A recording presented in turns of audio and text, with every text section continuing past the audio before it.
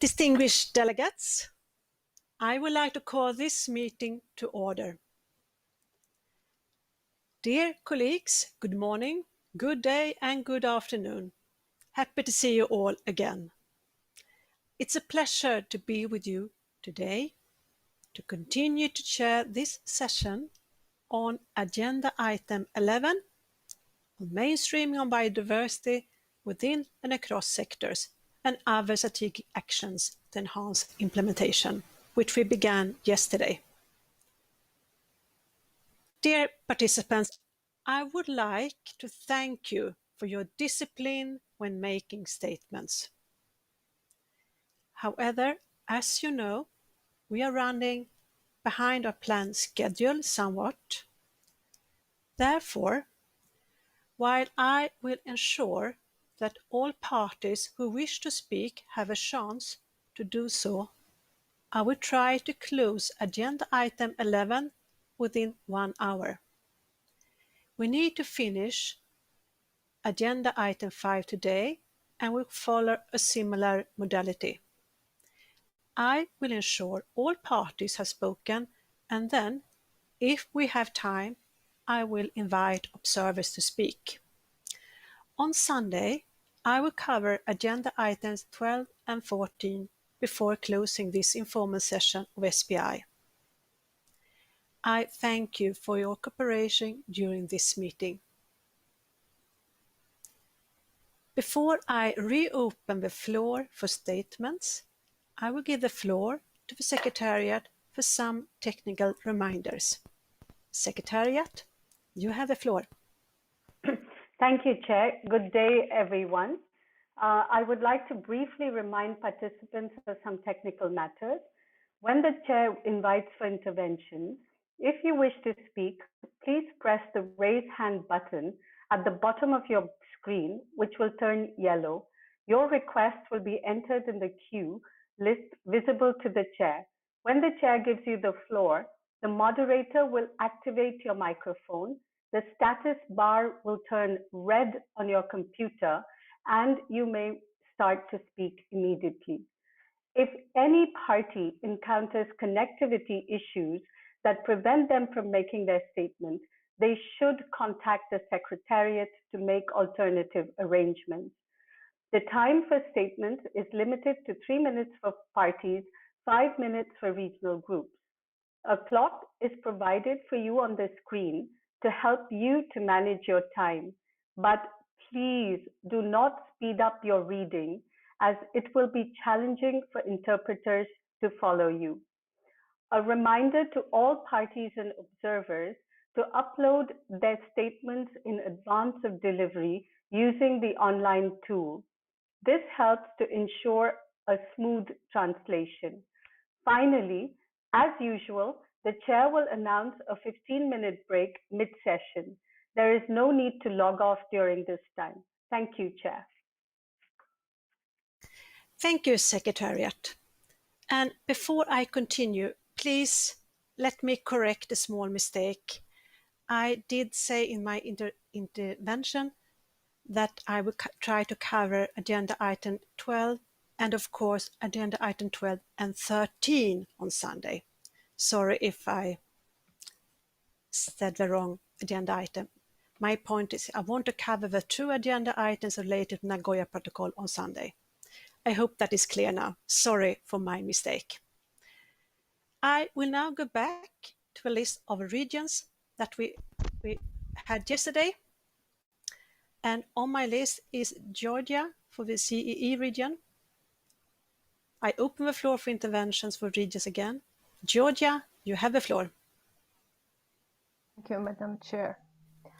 First of all, on behalf of the Central and Eastern European region, we would once again strongly emphasize the importance of mainstreaming to address root causes of biodiversity loss and also avoid future expenditures for conservation.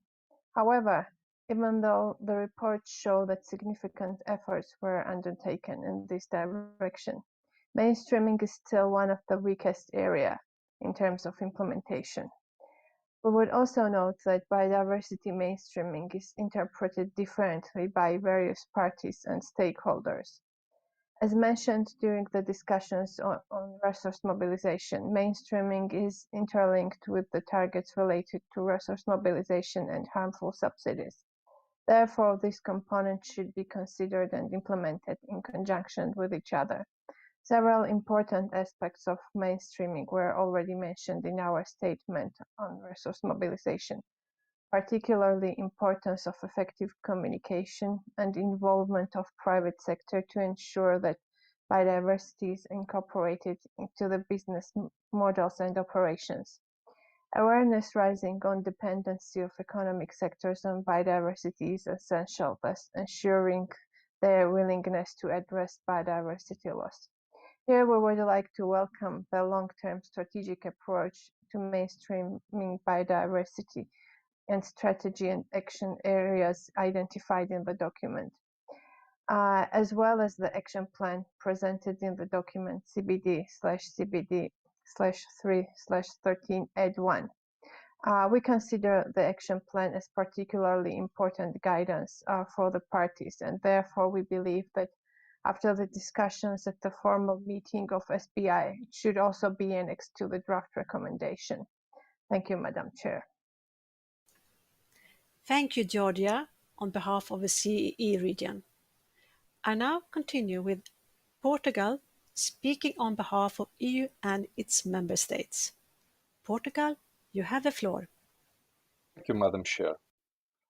I speak on behalf of the European Union and its member states. The European Union and its member states would like to thank the Secretariat for the preparation of the documents related to Agenda Item 11 on the SBI, highlighting that biodiversity mainstreaming is critical for achieving the objectives of the Convention as well as the 2050 vision for biodiversity.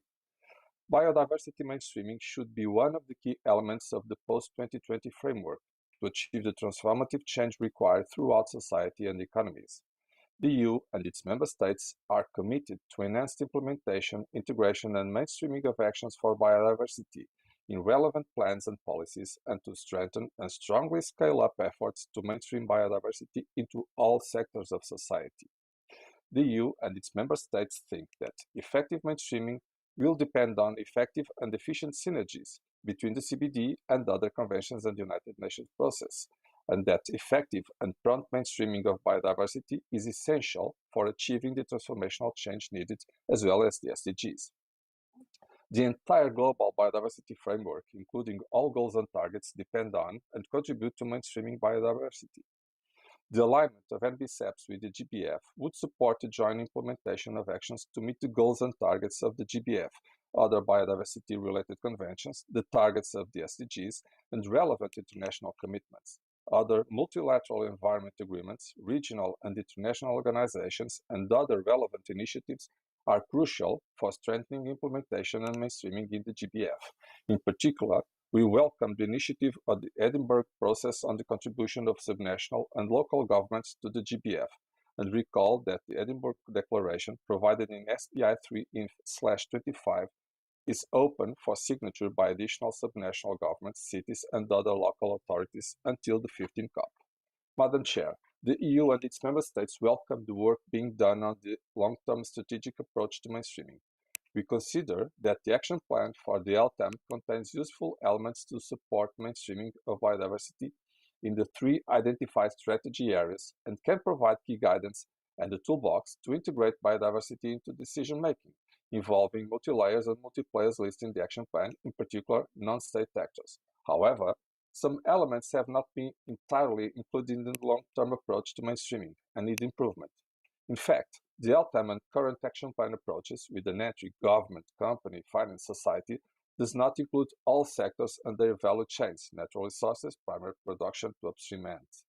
Therefore, the EU and its member states consider that further work is needed to ensure that all sectors are addressed, including economic sectors such as energy and mining and infrastructure, or cross-cutting activities like trade and supply chain.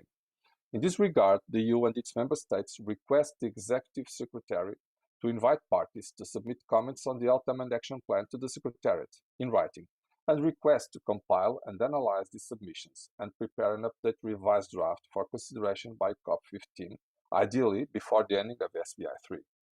The EU and its member states could support the continuation of an extended network and an informal advisory group after renewal, but it's also open to other possible structures to follow up specifically on mainstreaming after COP15, acting as a specific dialogue arena, exchange platform, and consultative network on issues related to mainstreaming and implementation. In this case, we stress the need to develop a recommendation on the future mandate, composition, and funding of the group following the needs of the parties. The LTAM and its action plan should support the implementation of the GBF by providing guidance on mainstreaming. To avoid overlap, duplication, or parallel process, we strongly emphasize the need for alignment of and support for the LTAM to the GBF. The LTAM and action plan are relevant to all GBF goals and targets and must be fully used to support them. A potential midterm review of the implementation of the LTAM in coherence with the review process of the GBF should be envisaged. Concerning elements to strengthen mainstreaming into the goals and targets of the GBF, the EU and its member states want Annex 1 to emphasize that all goals and targets of the GBF are entry points or directly linked to mainstreaming. Thank you, Madam Chair. Thank you, Portugal, on behalf of EU and its member states. And that concludes my list of regions. I will now open the floor for interventions by parties. And I don't think I need to remind you about how to use the raise hand button. I think you all know it by now. So I will start immediately with Brazil, followed by Singapore and UK. Brazil, you have the floor. Thank you very much, Madam Chair. It is a pleasure to see you again. I will present some preliminary comments on mainstreaming, and our official position will be presented at the formal face-to-face meeting. Brazil believes that the mainstreaming of biodiversity holds a significant potential to achieve the three objectives of the Convention. The post-2020 GBF could play an essential role in our transition towards more sustainable patterns of consumption and production. At the same time, we must recognize the variety of sustainable approaches to mainstreaming and the different national socioeconomic circumstances. Therefore, we must take into account that there is no one-size-fits-all approach, and that case-by-case analysis is an essential step to address the specific elements of relevant sectors.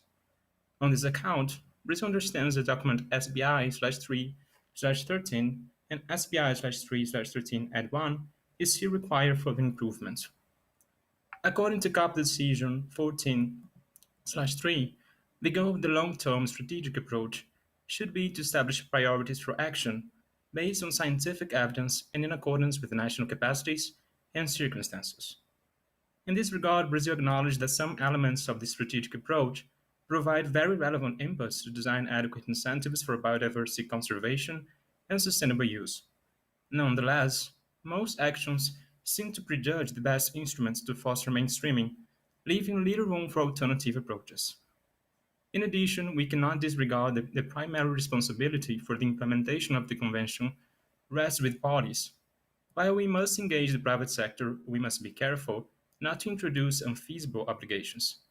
Given the sharp differences in financial, scientific, and technological capabilities between developed and developing countries, we must take into consideration that many economic sectors in developing parties would not be able to comply with the proposed set of actions and indicators. Therefore, actions must be carefully designed not to aggravate existing asymmetries amongst parties. Actions must be illustrative and non-exhaustive and must not create additional monitoring or reporting obligations. Moreover, Brazil understands that the document SBI-3/13/1 could have provided a more flexible approach, in accordance with the COP Decision 14/3, which focuses on identifying cost-effective practices, guidelines, methodologies, experiences, and tools related to biodiversity mainstreaming. From Brazil's perspective, the action plan introduces an overwhelming set of activities many of which go a little beyond the mandate of the Convention. Furthermore, we believe it is not appropriate to introduce milestones, as these would result in substantial confusion with the post-2020 GBF. We appreciate this opportunity and we hope to contribute to future discussions on mainstreaming. Thank you very much, Madam Chair. Thank you, Brazil. I now give the floor to Singapore, followed by UK and Australia. Singapore, you have the floor. Singapore welcomes the long-term strategic approach to mainstreaming biodiversity and its action plan. The contribution of all stakeholders is essential. Singapore, as a city-state, would like to highlight the contribution of subnational governments, cities, and other local authorities on mainstreaming, which is captured in Information Document 10. The document highlights 4 areas for effective biodiversity mainstreaming, namely capacity building, partnerships, monitoring, and governance. In 2010, the Plan of Action on Subnational Governments, Cities, and Other Local Authorities for Biodiversity for the period 2011 to 2020 was endorsed by COP10.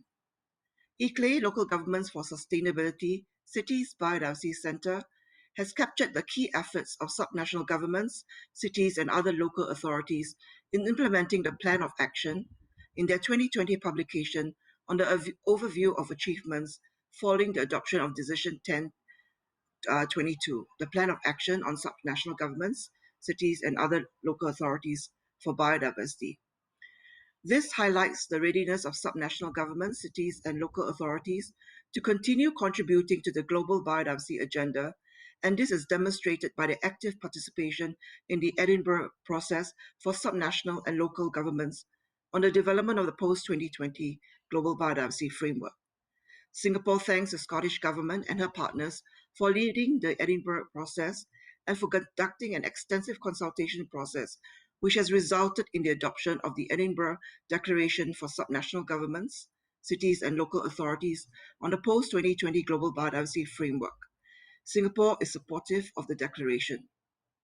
Singapore also supports the adoption of the updated Plan of Action at COP15, as this would provide a focused framework for strengthening partnerships between national governments and this constituency to support the implementation of the post-2020 Global Biodiversity Framework. Thank you, Madam Chair. Thank you, Singapore. I now give the floor to UK, followed by Australia and Thailand. UK, you have the floor. Thank you, Madam Chair. The independent descriptor review on the economics of biodiversity, commissioned by the UK government and published just a few weeks ago, is clear that our economies are embedded within nature. If we are to achieve the objectives of the CBD in an integrated way, as called for in the Leaders' Pledge for Nature, we must mainstream biodiversity across all economic sectors, government and society. We acknowledge the work of the Informal Advisory Group on Mainstreaming Biodiversity and the suggestions presented in the long-term approach to mainstreaming and associated action plan to adequately integrate mainstreaming into the post-2020 Global Biodiversity Framework. Mainstreaming must be weaved throughout the post-2020 framework, where it can act as a tool and an approach to implementing and achieving the goals and targets. The draft LTAM is helpful in providing greater detail on mainstreaming areas and actions, but further clarification is needed on how it integrates and supports the post-2020 framework. All levels of government have a role to play in mainstreaming biodiversity, and we recognise the vital role subnational governments, cities and local authorities will play in the implementation of the post-2020 framework. The UK applauds the Edinburgh process and the work of the Scottish Government and their partners on their global engagement and consultation for subnational, regional and local stakeholders. We welcome and support the draft decision and plan of action proposed in document CBD/SBI-3/19 on engagement with subnational governments, cities and other local authorities to enhance the implementation of the post-2020 Global Biodiversity Framework, and call for a dedicated decision for subnational governments, cities and local authorities to be adopted alongside the post-2020 framework at COP15. But mainstreaming biodiversity cannot be an action for governments alone. The private sector has a critical role to play, and we welcome the separation of finance from broader business in the draft LTAM. In particular, we call on multilateral development banks to mainstream biodiversity into their policy advice, analysis, decision-making and financing. And we will continue to work in partnership with the private sector to ensure that the resulting LTAM is fit for purpose. As hosts of UNFCCC COP26, the UK will strengthen synergies across the 3 Rio Conventions by placing nature at the heart of discussions and underlining the importance of mainstreaming biodiversity as a way to achieve shared outcomes. Thank you, Chair. Thank you, UK.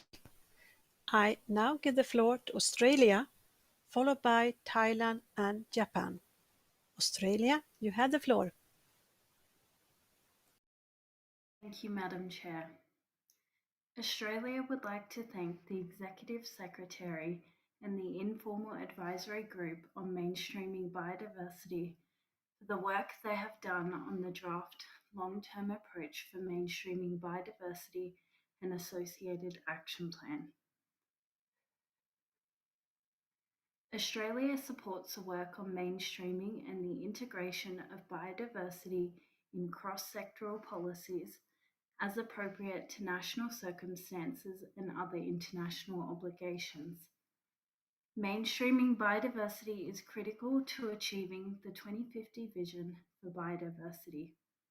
As part of the mainstreaming agenda, the long-term strategic approach and action plan should reflect the 3 objectives of the Convention. To ensure effective implementation of the long-term strategic approach, it will be essential for NBSAPs to drive mainstreaming initiatives that extend biodiversity conservation beyond conventional channels. Australia recognises the interdependence of biodiversity and human health, and the need to reflect this critical relationship in the biodiversity mainstreaming agenda. Initiatives to mainstream biodiversity need to involve all levels of government, society, and economic sectors. National, subnational, transnational, and regional partnerships for business and biodiversity are essential in supporting mainstreaming efforts. There should also be a clear recognition of the important role of Indigenous peoples and local communities, women and girls, and youth in implementing the long-term strategic approach. Above all else, aligning the long-term strategic approach and supporting action plan with the post-2020 Global Biodiversity Framework will ensure all sectors are able to contribute in action and financially to the goals and targets under the framework.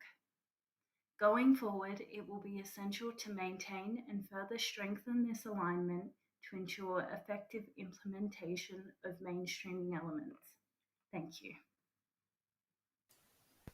Thank you, Australia. I now give the floor to Thailand, followed by Japan and China. Thailand, you have the floor. Thank you, Madam Chair. Thailand would like to recall the need for mainstream biodiversity within and across sectors. In particular, sector highlight in the CBD COP13 and COP14 meeting. For instance, agriculture, forestry, energy and mining, manufacturing, processing, and health. We recognize the importance of mainstreaming biodiversity within and across sectors at all levels, which will be support the implementation of the post-2020 GBF and SDG. Madam Chair, financial and economic sector depend on biodiversity and ecosystem services. It will also require government and private sector to scale up biodiversity finance and reduce financial flow that harm biodiversity. Thailand encouraged the Secretariat to seek for the way to mainstream biodiversity into financial sector such as bank, insurance, and etc., taking into account the biodiversity investment policy, incentive measure, and subsidy which are not negative impact to biodiversity. Thailand recognizes the important work undertaken by the Informal Advisory Group of mainstreaming in establishing a long-term strategic approach for mainstreaming biodiversity, including advice on ways to integrate mainstreaming adequately into the post-2020 GBF as a part of this agenda item, and welcome the report and its findings. Finally, regarding the draft SBI-3 recommendation in operative paragraph 5, which invite parties, international organizations and initiatives, and other stakeholders to report their good practice, lessons learned, and experience in implementing long-term strategic approach as part of their national report. Thailand request the Secretariat to develop the platform and indicator according to the monitoring and evaluation of post-2020 GBF to systematically assess the progress and achievement of the implementation. However, this should not increase burden to parties in preparation of their national report. We will submit our statement in writing to the Secretariat. Thank you, Madam Chair. Thank you, Thailand. I now give the floor to Japan, followed by China and Chile. Japan, you have the floor. Madam Chair, can you hear me? Yes, loud and clear. Okay. I'd like to explain the position of the government of Japan. With regard to the advice from the Informal Advisory Group in CBD/SBI-3/13 Annex 1, it is desirable that integration of biodiversity mainstreaming into the post-2020 GBF should be processed in line with the discussion on indicators and other issues in Agenda Item 3. It is also necessary and efficient to align the indicators of the proposed long-term strategic approach with the indicators of the post-2020 GBF. Japan supports the general view of the IAG that content of the proposed long-term strategic approach described in Annex 2 will be a key component to stop the decline of biodiversity at all levels in the next decade, and that mainstream biodiversity is important to achieve transformative changes. On the other hand, Japan has proposed to add new monitoring elements and indicators to the target 13, 14, 15, and 19, since there is room to improve the relevance to the post-2020 GBF. It is desirable to place equivalent indicators in the relevant elements of the Annex 2. On the proposed long-term strategic approach in CBD/SBI/3/13 Annex 2, Japan is concerned about the elements described as mainstream biodiversity in fiscal, budgetary, and financial instruments. I'd like to point out that it is not appropriate to use the OECD producer support estimates for the potentially harmful elements listed as indicators of success, since the PSE is regarded as a complementary indicator to monitor implementation of the post-2020 GBF, as the number of countries covered by the PSE is less than one-third of the total number of parties to the CBD. It is considered that there is a real convenience or rationality in using the PSE. In addition, the PSE is methodologically incapable of adequately capturing government expenditures because they include elements that are not within the scope of policy responsible scoping and elements that are not unrelated to biodiversity. Similarly, the fishery support estimate is still in the process of development and cannot be regarded as an indicator of success. In addition to the above, Japan is concerned that the document refers to the matter on ongoing negotiations in the World Trade Organization in the part of rationales. The negotiations on fishery subsidies in the WTO are still in the process of a complex discussion, especially on the nature of problematic subsidies. Therefore, in this long-term strategy, it is not appropriate to refer discussions that may prejudice negotiations in the WTO, and it is preferable to refrain from describing relevant topics. Thank you, Madam Chair. Thank you, Japan. I now give the floor to China, followed by Chile and Ethiopia. China, you have the floor. 谢谢主席女士。 You, Madam Chair. China thanks the Secretariat for preparing the meeting documents and this agenda. We appreciate the effort made by the Informal Advisory Group on Mainstreaming and the Convention Secretariat for preparing draft of the long-term strategic approach for mainstreaming biodiversity and has made progress in other areas of work. China attaches great importance to the mainstreaming of biodiversity and has established the National Committee for Biodiversity Conservation of China to promote national biodiversity governance. Biodiversity has been mainstreamed into national, departmental, and local development strategic plans. Significant progress has been made. China supports further promoting mainstreaming biodiversity beyond 2020. The draft long-term strategic approach to mainstreaming biodiversity provides us a foundation to review the issue of mainstreaming biodiversity after 2020. The draft has 5 action areas and corresponding monitoring indicators. We suggest to further clarify the relationship between the monitoring indicators in the post-2020 framework and the ones in the draft long-term approach to mainstreaming. In addition, there is still room for improvement in text wordings. The draft recommendations of the item should better help parties to address capacity and funding challenges in implementing of the long-term strategic approach. China is ready to work with all parties and stakeholders to have a further discussion on the long-term strategic approach to mainstreaming biodiversity and make more contributions to the process of the mainstreaming after 2020. Thank you, Madam Chair. Thank you, China. I now give the floor to Chile, followed by Ethiopia and Uganda. Chile, you have the floor. Muchas gracias, señora presidenta. Much, Madam Chair. Mainstreaming biodiversity within and across sectors is a fundamental process to put us on a path towards living in harmony with nature. The scientific evidence is clear. Climate change, loss of biodiversity, land degradation, and desertification are inextricably interlinked. Therefore, we feel that there is only one environmental agenda in which science and traditional knowledge are essential to make progress towards much needed transformative change. We only have one planet and we must start to act together.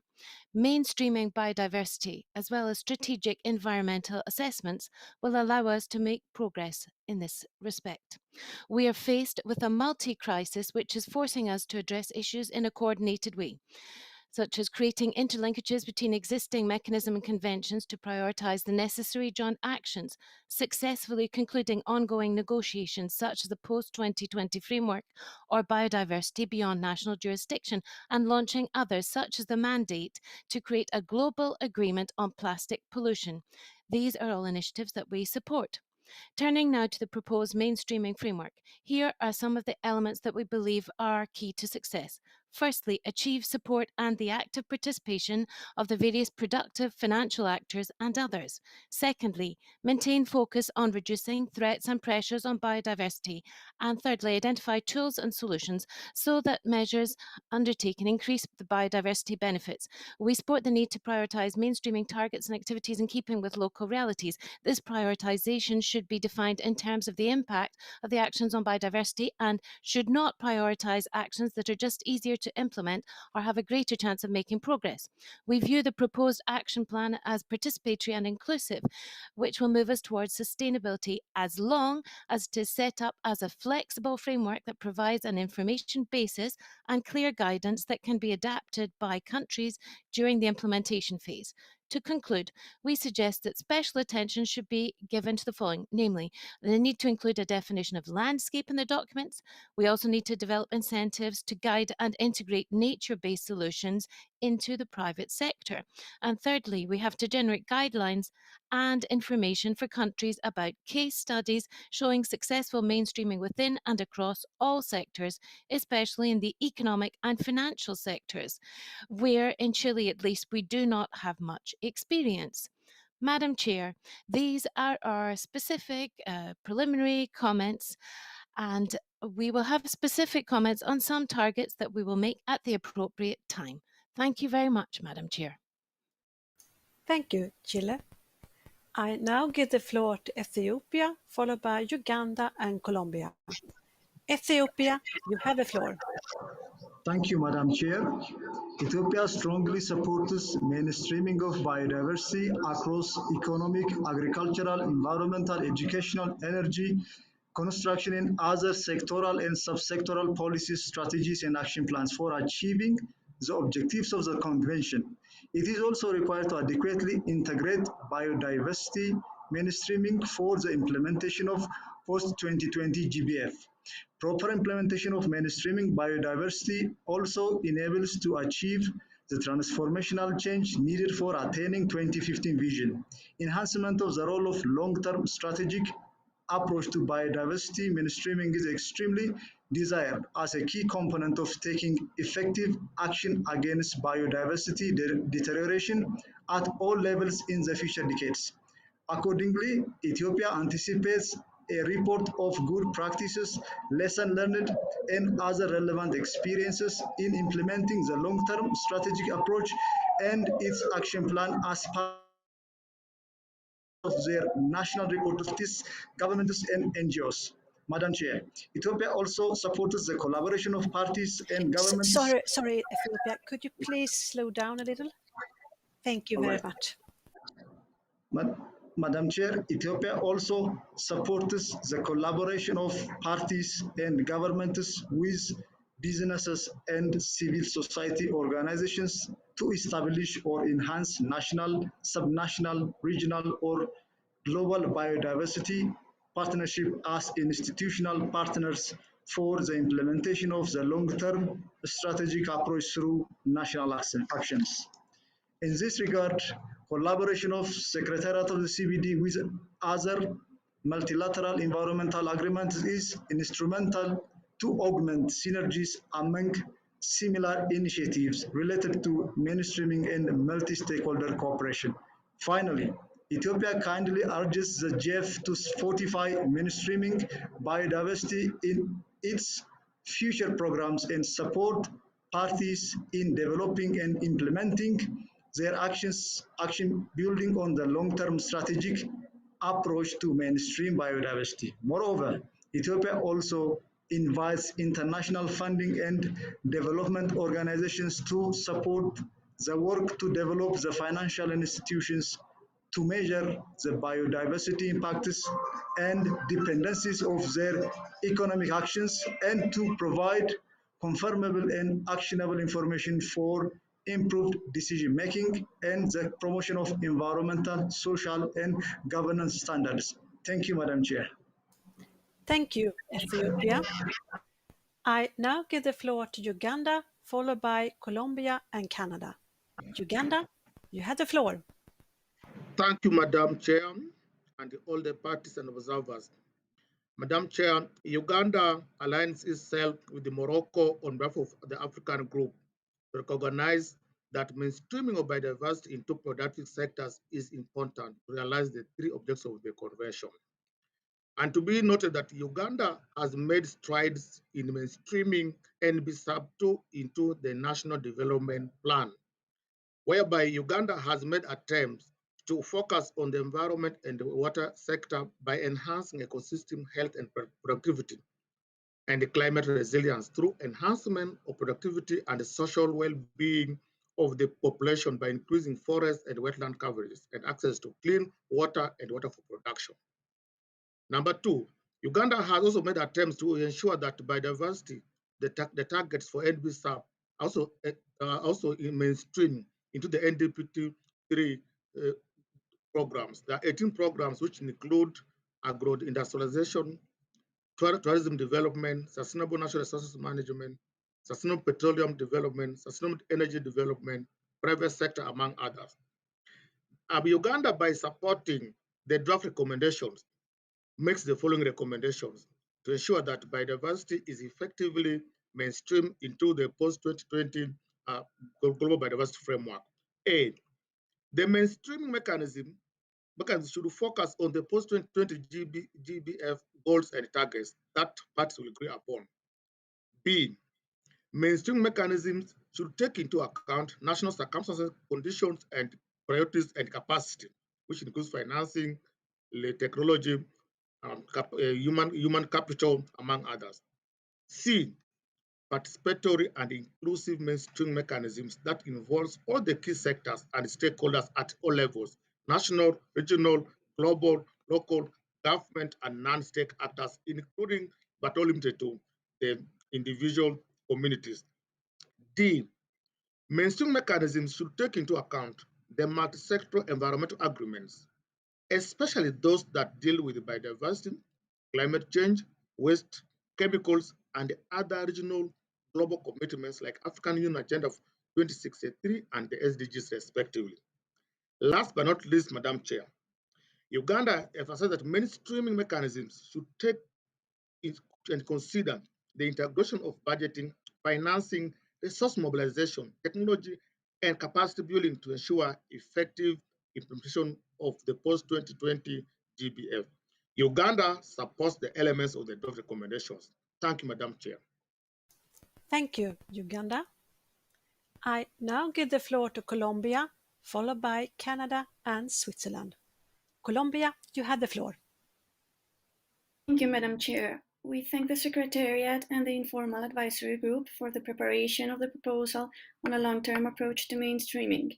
This issue is central to achieve transformational change in the next decades, and the proposal is a good basis for a discussion. Colombia shares several of the elements included in the draft long-term approach. We consider that this approach and the GBF should encourage all sectors to incorporate transition scenarios towards sustainability into their planning processes to achieve sustainable patterns of production and consumption. The long-term approach should provide clear signals on how to increase sectorial co-responsibility for the management and financing of their impacts on biodiversity.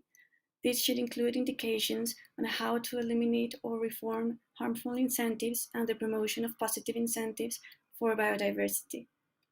The long-term approach has a strong emphasis on agriculture, but it should also include in its strategic areas all sectors prioritized by the CBD COP. The approach should also provide guidance on how to improve the articulation of environmental, sectoral, and subnational planning instruments, including sustainable cities. More guidance is needed with respect to promoting the sustainable use of biodiversity in order to achieve sustainable economic development, instead of focusing only on the negative impacts of productive sectors. Colombia strongly supports paragraph 17E in the draft recommendation on continuing the support to the Global Partnership on Business and Biodiversity, given its excellent results as a mechanism for the integration of the private sector in sustainable biodiversity management. We support the importance of optimizing synergies among similar initiatives and with other Rio conventions and multi-stakeholder cooperation. We also welcome the reference to strengthen mainstreaming in the future programming of the JEF's 8th and 9th replenishment cycles.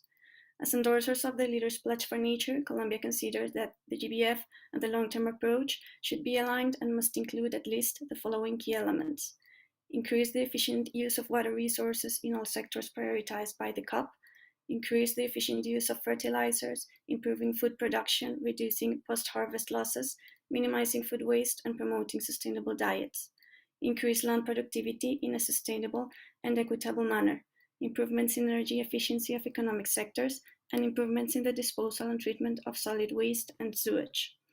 Even if health considerations are included in the long-term approach, Colombia considers that an integral view of the health under the One Health approach must be strengthened, taking into account the contribution of biodiversity to healthy diets.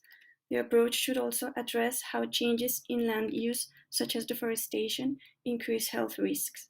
Finally, we welcome the Dasgupta review on the economics of biodiversity to inform this discussion. Thank you, Madam Chair. Thank you, Colombia. I now give the floor to Canada, followed by Switzerland and Ecuador. Canada, you have the floor. Thank you, Madam Chair. Distinguished colleague, we cannot stress enough that mainstreaming biodiversity in considerations into policies and practices across all sectors and at all levels of government is crucial to reducing biodiversity loss. In light of this, we would like to thank the Executive Secretary for the detailed progress report on mainstreaming and their work on this issue. We also want to take this opportunity to thank the Advisory Group on Mainstreaming for their work over the last month. Mainstreaming is an intricate issue. As a convention, we've done significant work over the last couple of years to unpack this multifaceted topic. Canada is pleased to see that the long-term strategic approach is not meant to be duplicative of existing initiatives. As such, we hope to see efforts to align the approach with the post-2020 framework while avoiding duplication and overlap. We saw the approach as a way to operationalize mainstreaming of biodiversity in a tangible and practical way. However, we do not feel that the approach has fully accomplished this objective quite yet. We believe that further work is needed to improve the long-term strategic approach and its action plan. Canada would welcome an opportunity to submit comments on the approach ahead of the formal meeting of SBI.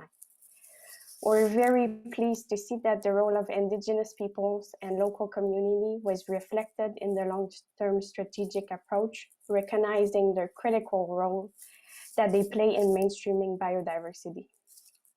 Subnational governments also play an important role in our collective efforts to mainstream biodiversity.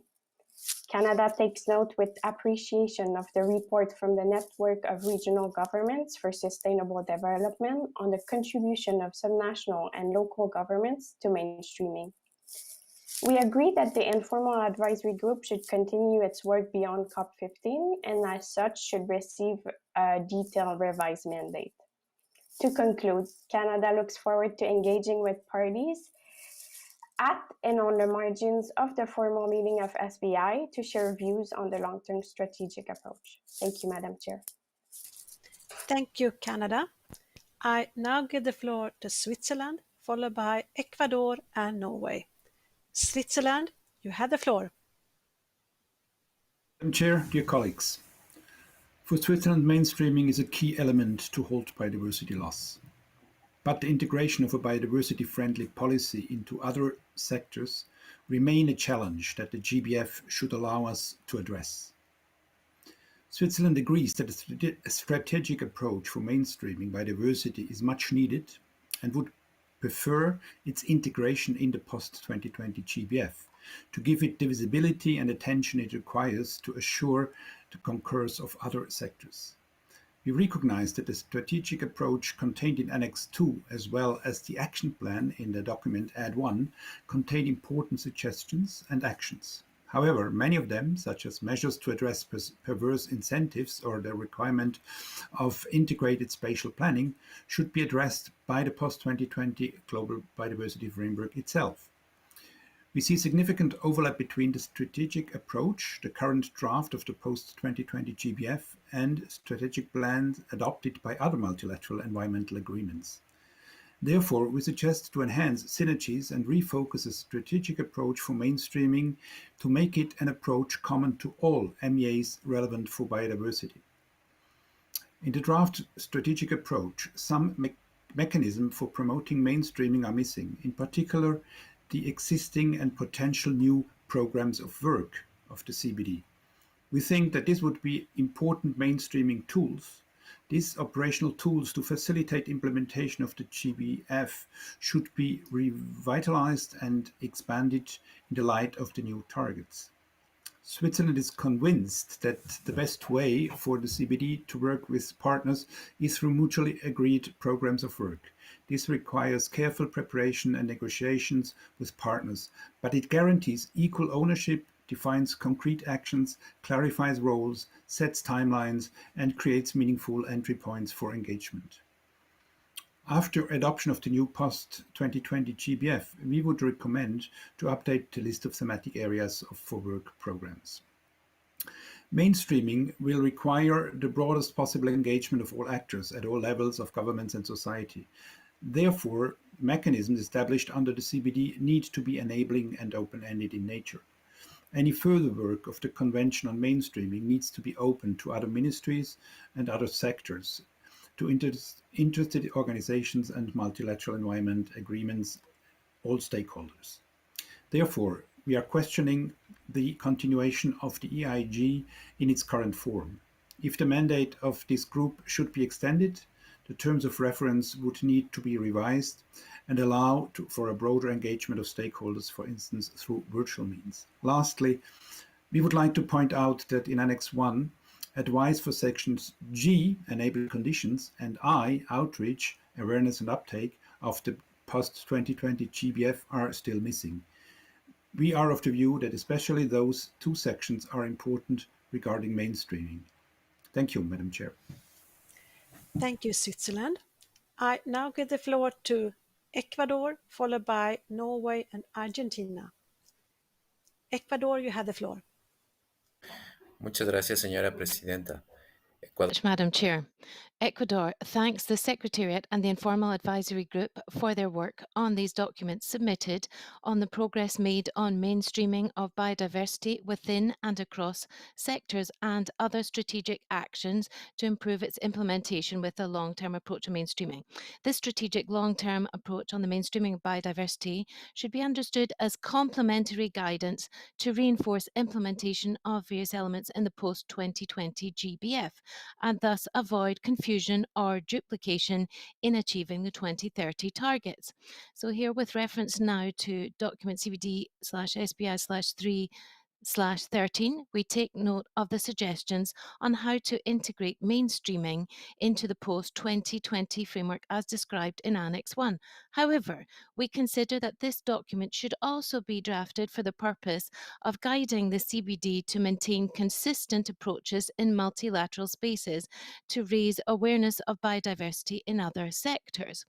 On the strategic long-term approach to mainstreaming biodiversity described in Annex 2, it's important to point out that these suggestions for mainstreaming will only be possible if we can bring together the will of various sectors, and in certain cases, a great deal will depend on their objectives to integrate sustainable approaches towards biodiversity in order to effectively combat the current pressures on biodiversity. Therefore, we have to consider the subjects of cost effectiveness of implementation as well as each party's realities. Given all of this, we recognise that this document can be further improved so that it does not just strengthen the post-2020 framework, but also turns into a core instrument to guide discussions at the highest global level and raise awareness in sectors that are purporting to integrate sustainable visions and reduce drivers of biodiversity loss, without this becoming an additional effort over and above the post-2020 framework. Ecuador is committed to this subject and recognises the importance of fostering synergies with other sectors and coordinating action in the context of discussions in other multilateral fora that seek to implement the objectives of the Convention. And above all, we have to pursue tangible activities that facilitate implementation of mainstreaming. Ecuador will express its national position during the official SBI-3 meetings. Thank you very much. Thank you, Ecuador. I now give the floor to Norway, followed by Argentina. Norway, you have the floor. Thank you, Madam Chair. We need to consider biological diversity in all sectors in order to implement the Convention and the new global framework. When working on integrating mainstreaming in the framework, let us bear in mind that the Sustainable Development Goals and Agenda 2030 are important parts of the foundation.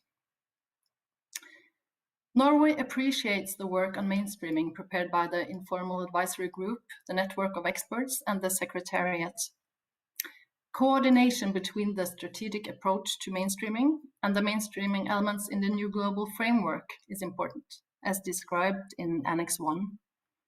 However, we underline that the open-ended working group has a mandate to negotiate the structure for mainstreaming elements in the global biodiversity framework. It is important that we regularly report on progress on mainstreaming of biodiversity. This should be done through the national reports and linked to the goals and targets of the global biodiversity framework. Norway has some suggested amendments to paragraph 7 and paragraph 13. On paragraph 7, we would like to see specific requests to the GEF handled under agenda item 6 on resource mobilization and the financial mechanism. On paragraph 13, We prefer to see agreed language and invite all parties in a position to do so to contribute. We will submit our suggestions in writing. Thank you, Madam Chair. Thank you, Norway. And finally on my list, I give the floor to Argentina. You have the floor. Muchas gracias, señora presidenta. Thank you, Madam Chair. Madam Chair, first of all, we'd like to point out that this is a provisional and informal statement and does not imply adoption of a position on the documents that will be discussed at the future formal in-person meeting of the SBI-3.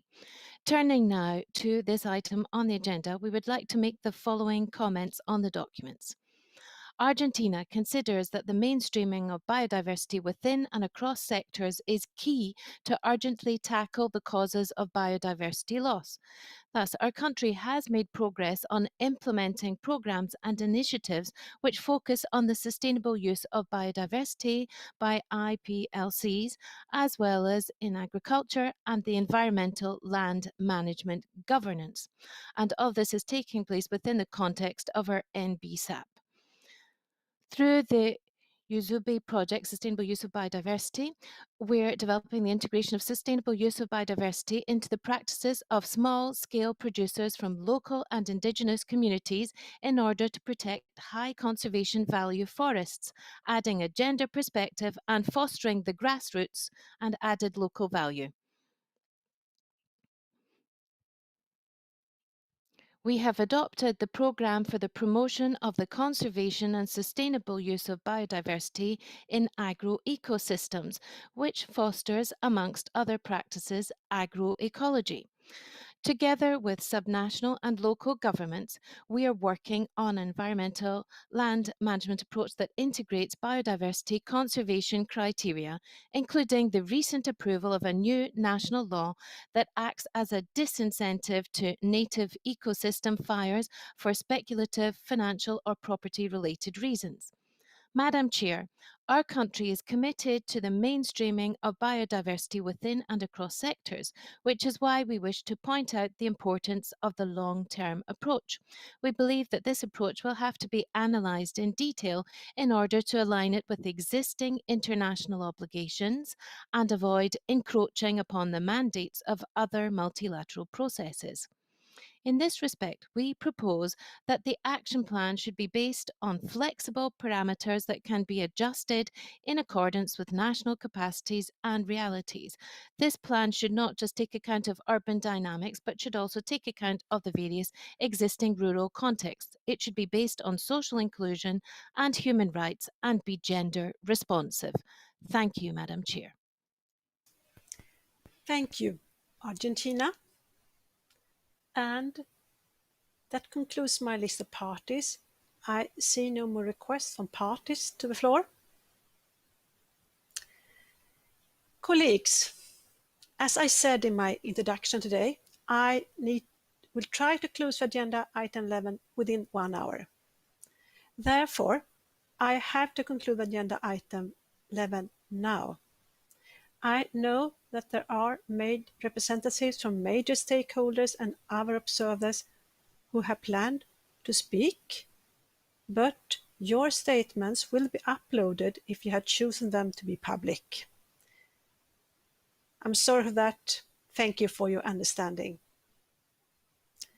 We have now reached the conclusion of our discussion on item 11. Mainstream of biodiversity within and across sectors and other strategic action to enhance implementation. As previously explained, there will be no conference room paper stemming from this informal session. Together with the Secretariat, I will prepare a short procedure report on the informal session, noting the parties and observers that have made interventions. Colleagues, I now invite you to turn to agenda item 5 on the post-2020 Global Biodiversity Framework. And you will recall that earlier in our informal session, we have considered part of this item. specifically the implementation plan and capacity building action plan for the Cartagena Protocol. We also heard a presentation from the co-chairs of Open-Ended Working Group on a post-2020 Global Biodiversity Framework, who provided introduction to the annex contained in CPD/SBI/3/4. But distinguished delegate, I would now like to invite one of the co-leads of a recently convened consultation workshop on biodiversity-related conventions on the post-2020 Global Biodiversity Framework. Since we have short of time, I will invite one of you now to do a 3-minute statement. I know maybe you have not have time to consult with each other, but if Ms. Anteller or Ms. Emily Chan would do a presentation, provide a short briefing on the outcome of that consultation. See who would like to give a statement.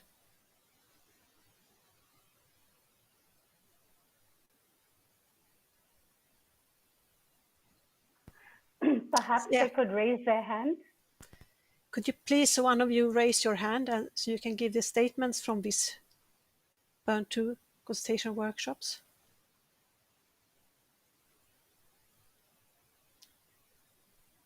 Okay, maybe Secretariat, we can continue with the introduction of the item and maybe we can come back.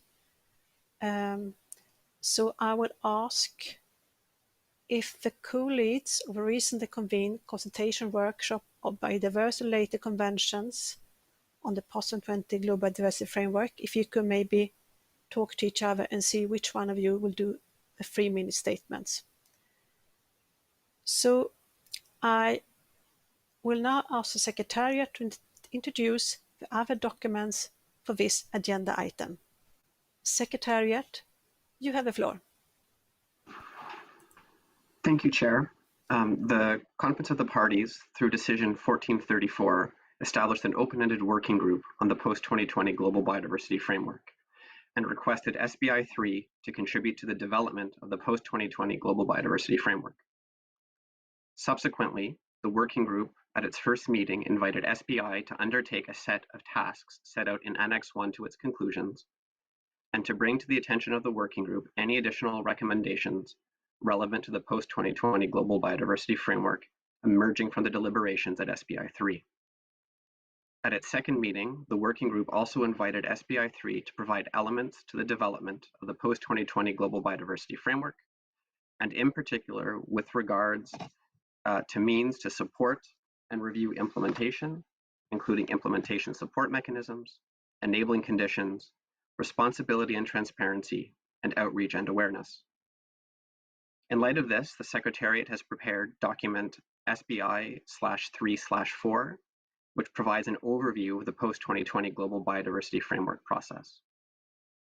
This document also contains a draft recommendation for the consideration of a subsidiary body.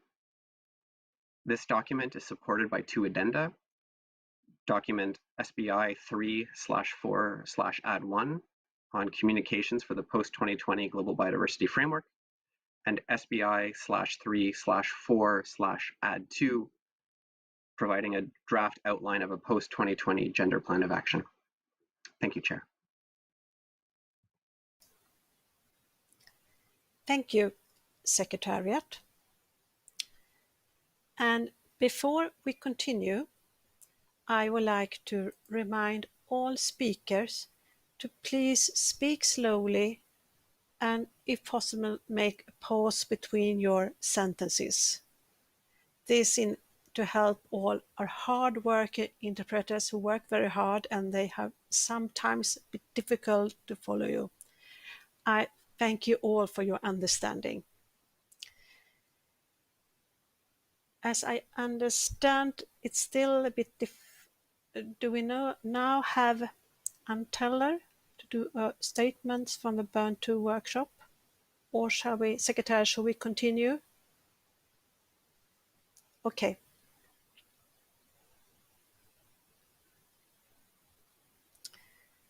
I will then open the floor for regional statements.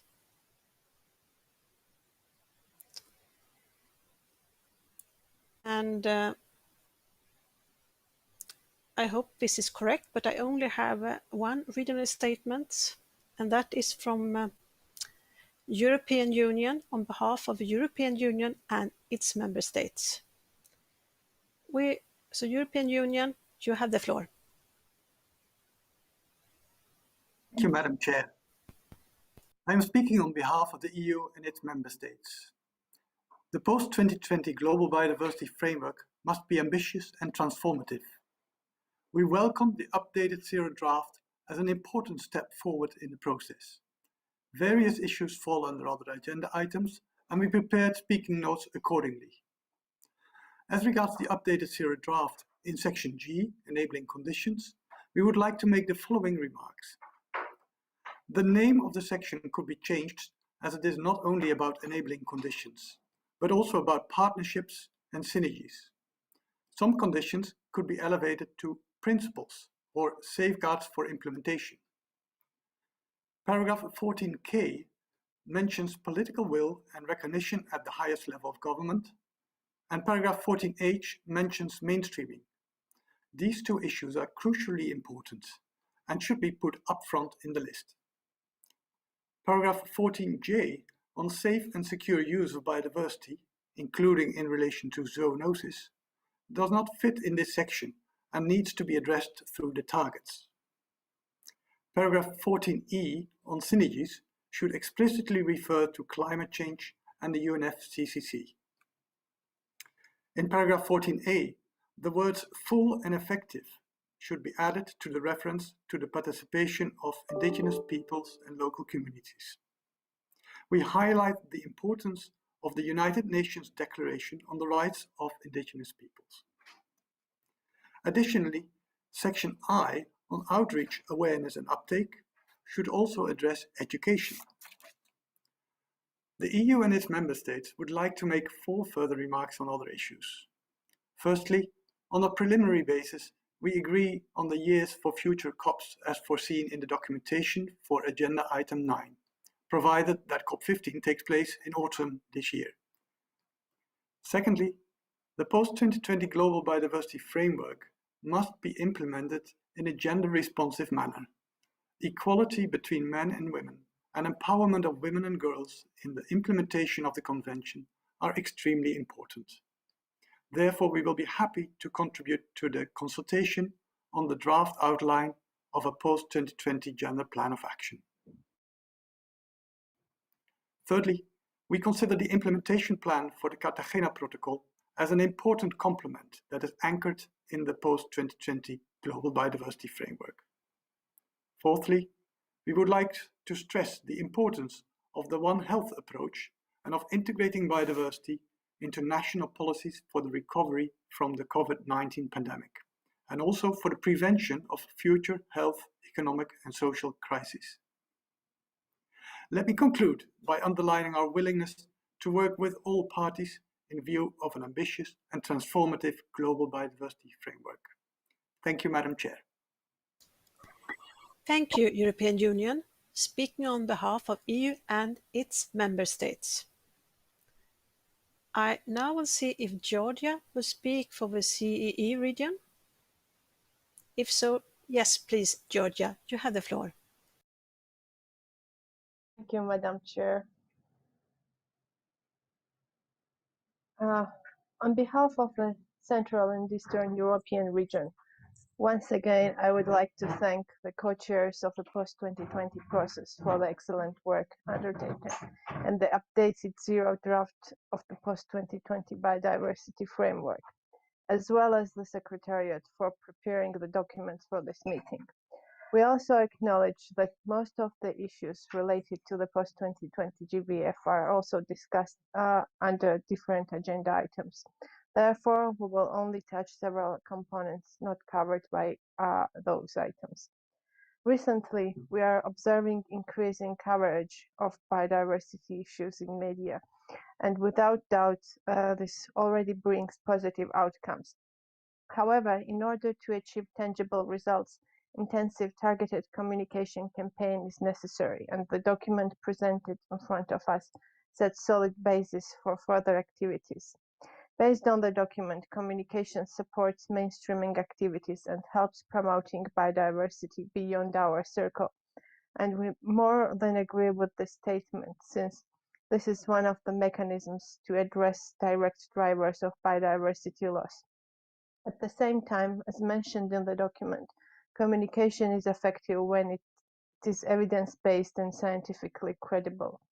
While IPBES and other global assessments set excellent foundation for communication at the global level, we consider that more national level assessments and case studies are required to underpin the communication at the national level, showing the local stakeholders how exactly their businesses are affected by biodiversity loss.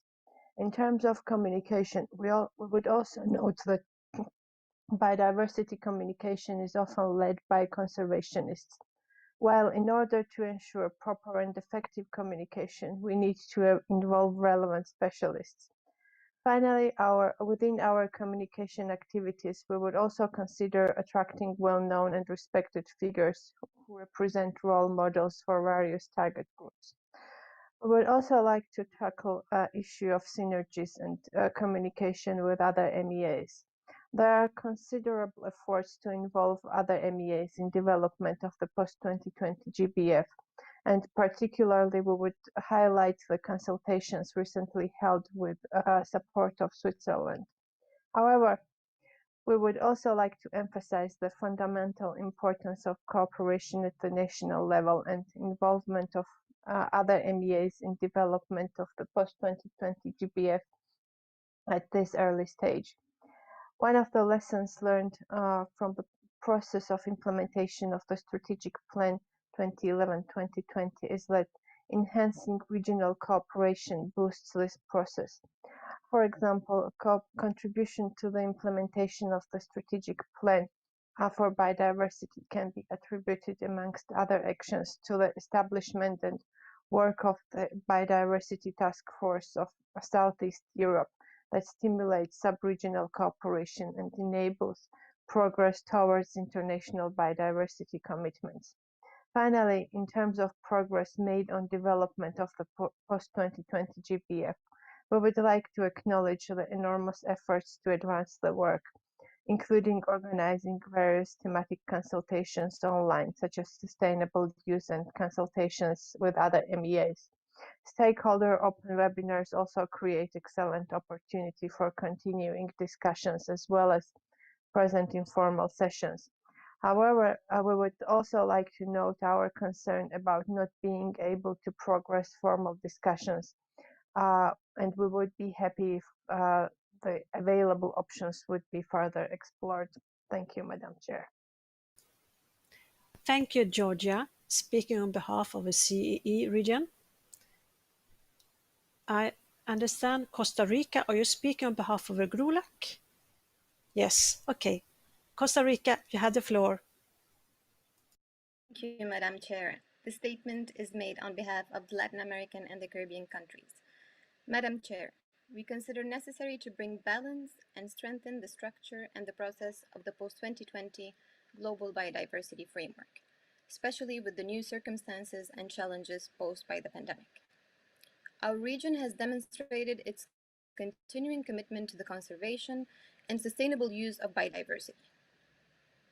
During the 21st meeting of the Forum of Ministers of Environment of Latin America and the Caribbean, our region has adopted the Regional Action Plan for Ecosystem Restoration, which focuses on the enabling conditions to support large-scale restoration projects and tackle the degradation of ecosystems and the loss of biodiversity. GRULAC wishes to express that we continue to be highly committed to advance with the progress of the GBF process to deliver a framework that helps us achieve the three objectives of the Convention and foster a sustainable and inclusive recovery from the multidimensional crisis that we are facing. The region remains ready to continue building a transparent, fair, and equitable environment for the participation in the following stages of the process. The post-2020 framework should be streamlined as appropriate so it can be fully embraced by all relevant stakeholders, including IPLCs, women, youth and children, subnational governments, the private sectors, and citizens. For GRULAC, it is particularly important to consider the intergenerational equity, One Health, and a gender and human-based approach in this process, and that the vision of indigenous people and local communities is also incorporated. Madam Chair, the scientific evidence is clear. We do not have much time to amend and redirect our relationship with nature and how we use it as we plan and agree on paths for our biodiversity up to 2030. We believe there is a need for an ambitious, innovative, and balanced framework to conserve and sustainably use biodiversity, accompanied with the commitment to provide and mobilize resources to implement the framework in line with considering the principle of Rio Declaration and Article 20. Resource mobilization must be a key element of the framework. In this sense, to advance in the aforementioned aspects, it is necessary to increase external resources to the parties, such as those from the DEF, donations, and strategic alliances, amongst others. Lastly, GRULAC recognizes the importance that the monitoring, implementation, and review mechanism remain flexible, reflecting the particular realities of each country and must not become punitive mechanisms. In this regard, we recognize that it is very important transparency and reporting process. However, we should be very careful not to overburden the national teams in charge of conducting these activities, considering that in most countries staff is limited and we must not concentrate our efforts in implementing actions to meet the GBF targets. We underline as well that it should be mainly based on the text of the Convention, in particular Articles 6A, 20, and 26. Likewise, we highlight that in CUP Decision 14/29, parties have requested the Secretariat to develop options to enhance review mechanisms. Thus, we should focus on improving existing reporting processes. Moreover, the monitoring and review mechanism proposed in the document CBD/SBI/3/11 implies several implications which depend to ensure the technical, financial, and technological resources required by developing countries as a necessary condition for fulfilling the GBF. In particular, resources must be guaranteed to allow the measurement of global indicators, as well as to strengthen global and national information system and promoting interoperability, among other needs. We would like to express our concern that possible additional review and monitoring mechanisms could significantly divert resources away from priority areas. To conclude, Madam Chair, our region wishes to express its willingness to actively support the work of SBI that will allow us to join efforts for the effective implementation of the Convention on Biological Diversity and its protocols. Thank you. Thank you, Costa Rica, on behalf of the GRULAC region. And that concludes my list of regions. So I will continue to open the floor for statements by parties. And I invite you to focus your intervention on issues related to the development of post-2020 global biodiversity framework, which has not yet been addressed through other agenda items, as well as on cross-cutting issues, issues related to gender plan of action, the communications plan for post-2020 period, and proposals for the date, venue, and periodicity of upcoming meetings. So I will start with New Zealand, followed by Japan and Brazil. New Zealand, you have the floor. Thank you, Madam Chair. New Zealand recognises the importance of a gender-responsive and participatory process for developing the post-2020 Global Biodiversity Framework in order to ensure that gender considerations and the perspectives of Indigenous peoples and local communities are effectively incorporated in the framework. New Zealand supports the preparation of an updated gender plan of action for the post-2020 period to help implement the Global Biodiversity Framework in a gender-responsive manner for adoption at COP15. Communication and awareness raising will be an important enabler of the post-2020 Global Biodiversity Framework, and it will be important that the new framework can be easily communicated to policymakers, the private sector, civil society, Indigenous peoples, youth, women, and the wider public. At the same time, as the Secretariat's paper acknowledges, input from relevant partners and stakeholders is key.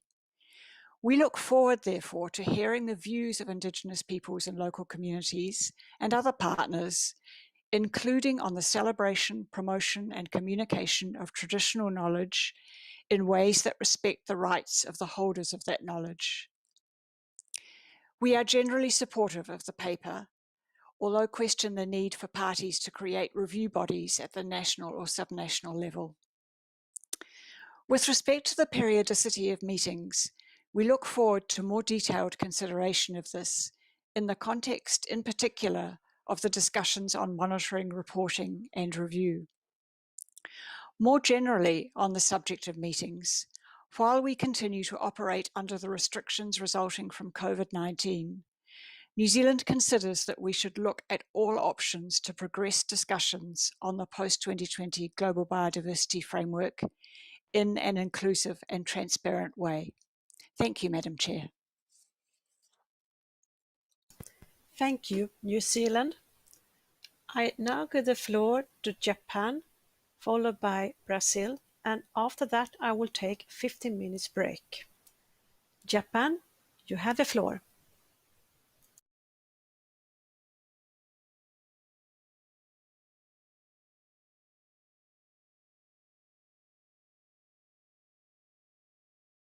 Hi, can you hear me? Yes, I can hear you. Go ahead. All right, thank you, Chair. Japan would like to briefly mention 2 points on the future process.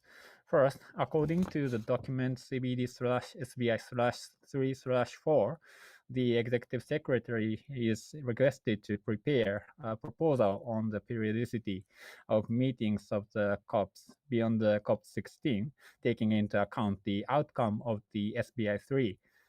I'd like to emphasize that we need to consider various issues related to post-2020 GBF, especially a new reviewing and monitoring mechanism.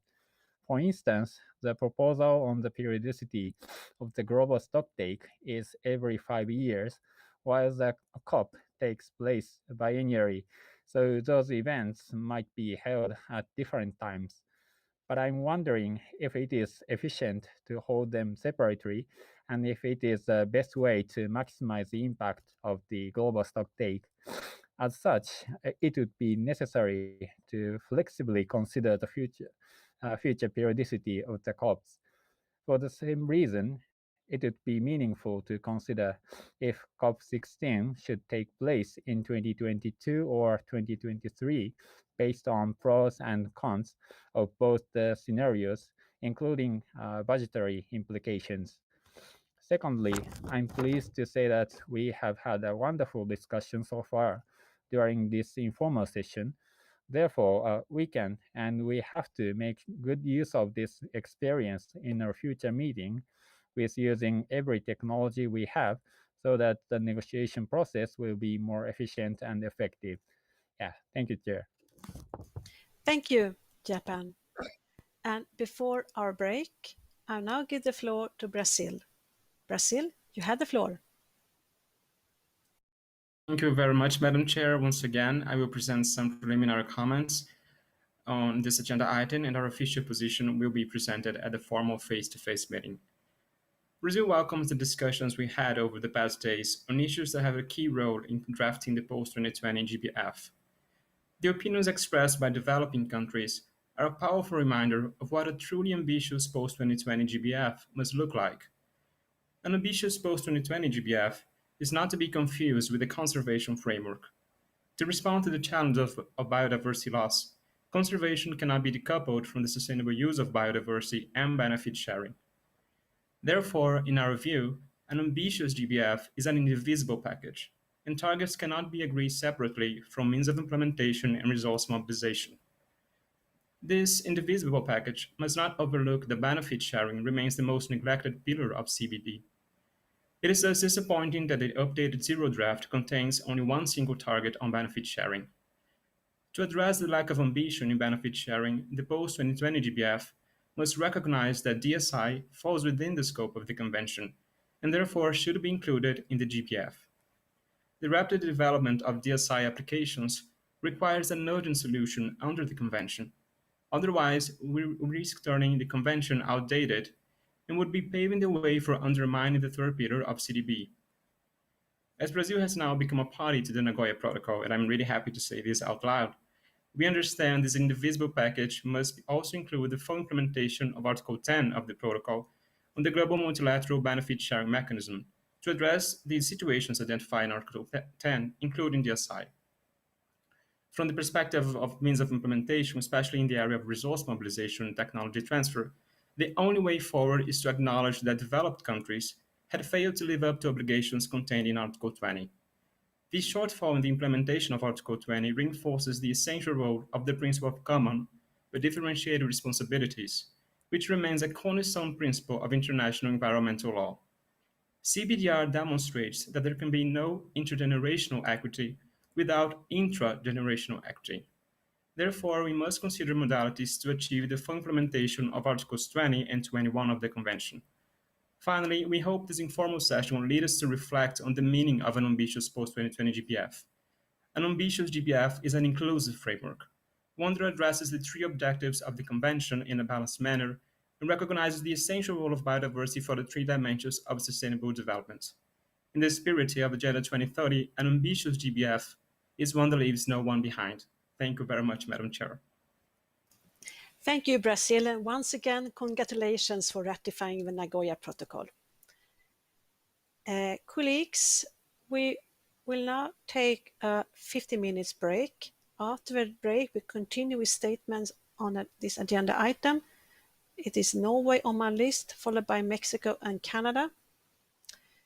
I hope now that we can have a good speed in our discussions. Maybe we are actually could be able, if time allows, I would just announce that we could also start with agenda item 12 already today, if time allows, but just for your preparations, as there are not so many observers and others who have announced that you should speak on this agenda item. We'll see. But now, just for your preparations, now I would like to take a 15 minutes break. Secretariat, when should we reconvene? We should come back at 8:45 Montreal time, so 16 minutes from now. Thank you. Okay, so please keep your connection during the break. Have a nice break. See you in 50 minutes.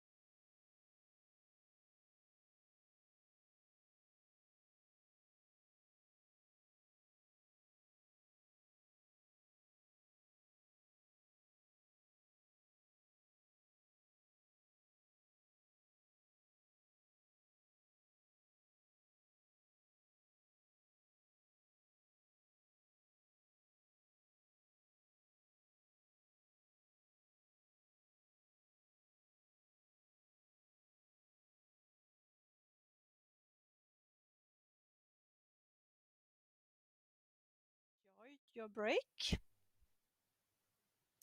I would now like to continue with our interventions on agenda item 5, and I continue with my list of parties. I will now first give the floor to Norway, followed by Mexico and Canada. Norway, you have the floor. Thank you, Madam Chair.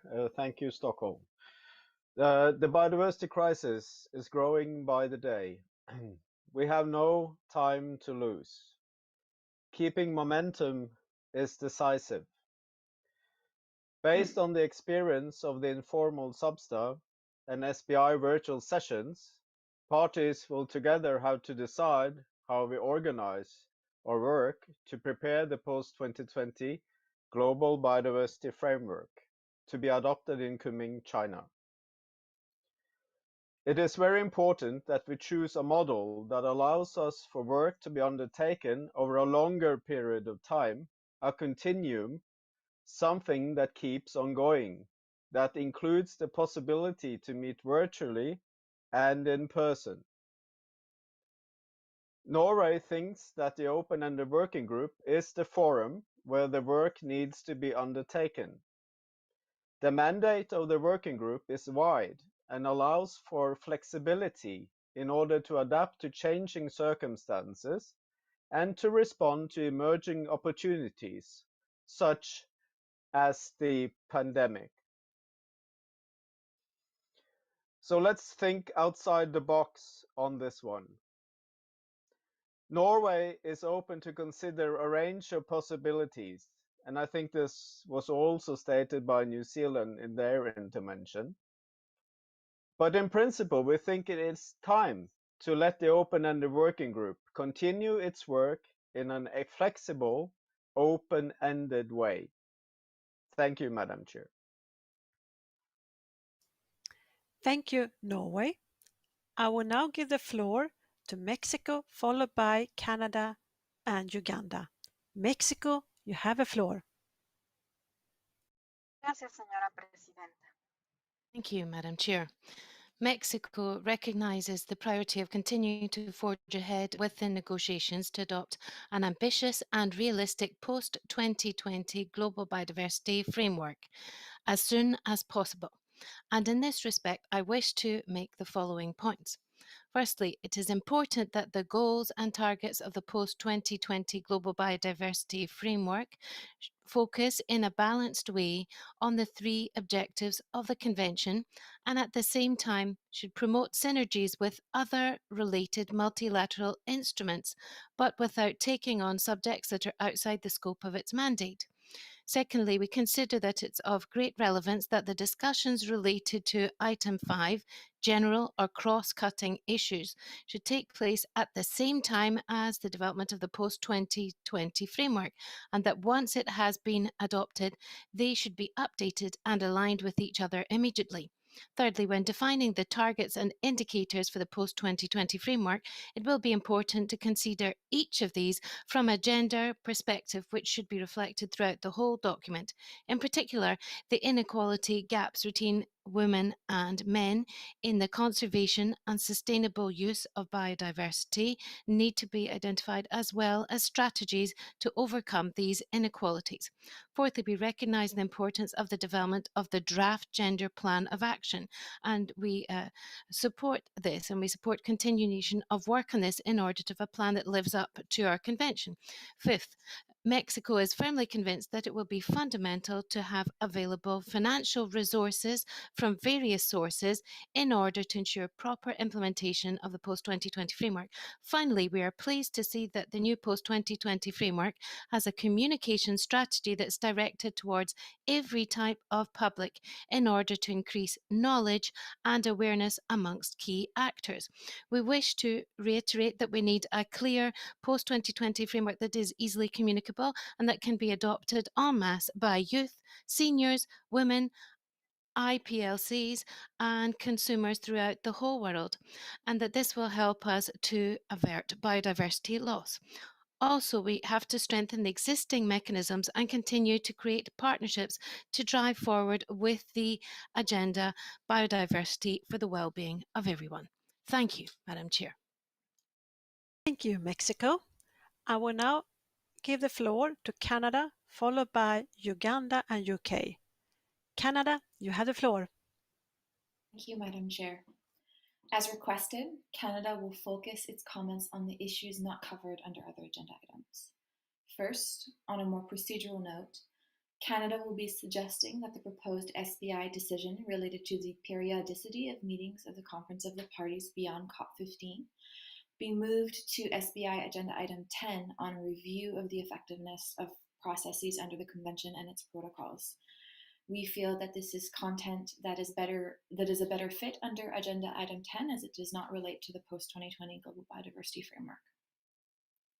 Secondly, Canada would like to express our disappointment that both the draft Gender Plan of Action and the Communication Plan documents were released very late, and that, as a result, Canada is not in a position to provide substantive comments on both of those very important documents. Nonetheless, Canada believes that both the Gender Plan of Action and the Communication Plan will be integral parts of the post-2020 Global Biodiversity Framework, and that, as a result, that they should both be included in the main decision text as opposed to in an addendum document, and that they both be put forward for further negotiation at future meetings of OEWG to ensure that they evolve in alignment with the Global Biodiversity Framework. Finally, Canada also would like to express its appreciation for the opportunity offered by these informal sessions and supports the continued use of these innovative online tools for advancing our critical work.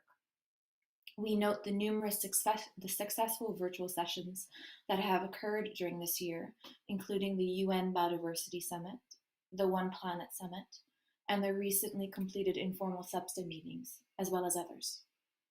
With each of these meetings, we have seen improvements in terms of the flow, connectivity, and ability to facilitate a robust exchange. With these successful experiences, we recognize there is the potential for enormous long-term benefits for the increased use of virtual meetings such as this one, including related to climate change and mitigating the cost of the meetings. As a result, we feel very optimistic that CBD discussions could continue to proceed in this way, in particular, given the constantly evolving global circumstances. Canada will be submitting our detailed textual changes in writing to the Secretariat via the online platform. Thank you. Thank you, Canada. I would now like to give the floor to Uganda, followed by UK and Argentina. Uganda, you have the floor. Thank you, Chair. Good afternoon, good morning to you all. Uganda appreciates the progress made in the development of the post-2020 global framework and commends the parties for the milestones so far achieved. Uganda calls for the following with regard to the implementation of the post-2020 GBF. Mobilization of resources for all sources, including commitments under the Article 20 of the CBD and facilitating access to these resources in a timely manner. These resources need to be available to enable implementation immediately the framework is adopted at COP15. Support the review and alignment of the NBSAPs to the post-2020 GBF, including domestication of the post-2020 GBF targets at the national level. Thirdly, capacity building and capacity development, scientific and technical cooperation, and technology transfer should be also supported. And fourthly, transfer responsibility by parties on implementing and reporting on the post-2020 GBF. And finally, Madam Chair, we call for adequate and timely financial support for review and reporting on progress of implementation, including preparation of the national reports. Thank you, Madam Chair. Thank you, Uganda. I would now like to give the floor to United Kingdom, followed by Argentina and Switzerland. United Kingdom, you have the floor.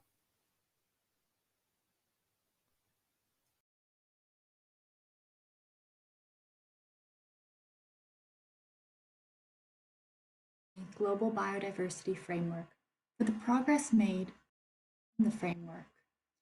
We look forward to participating in the third meeting of the open-ended working group later this year.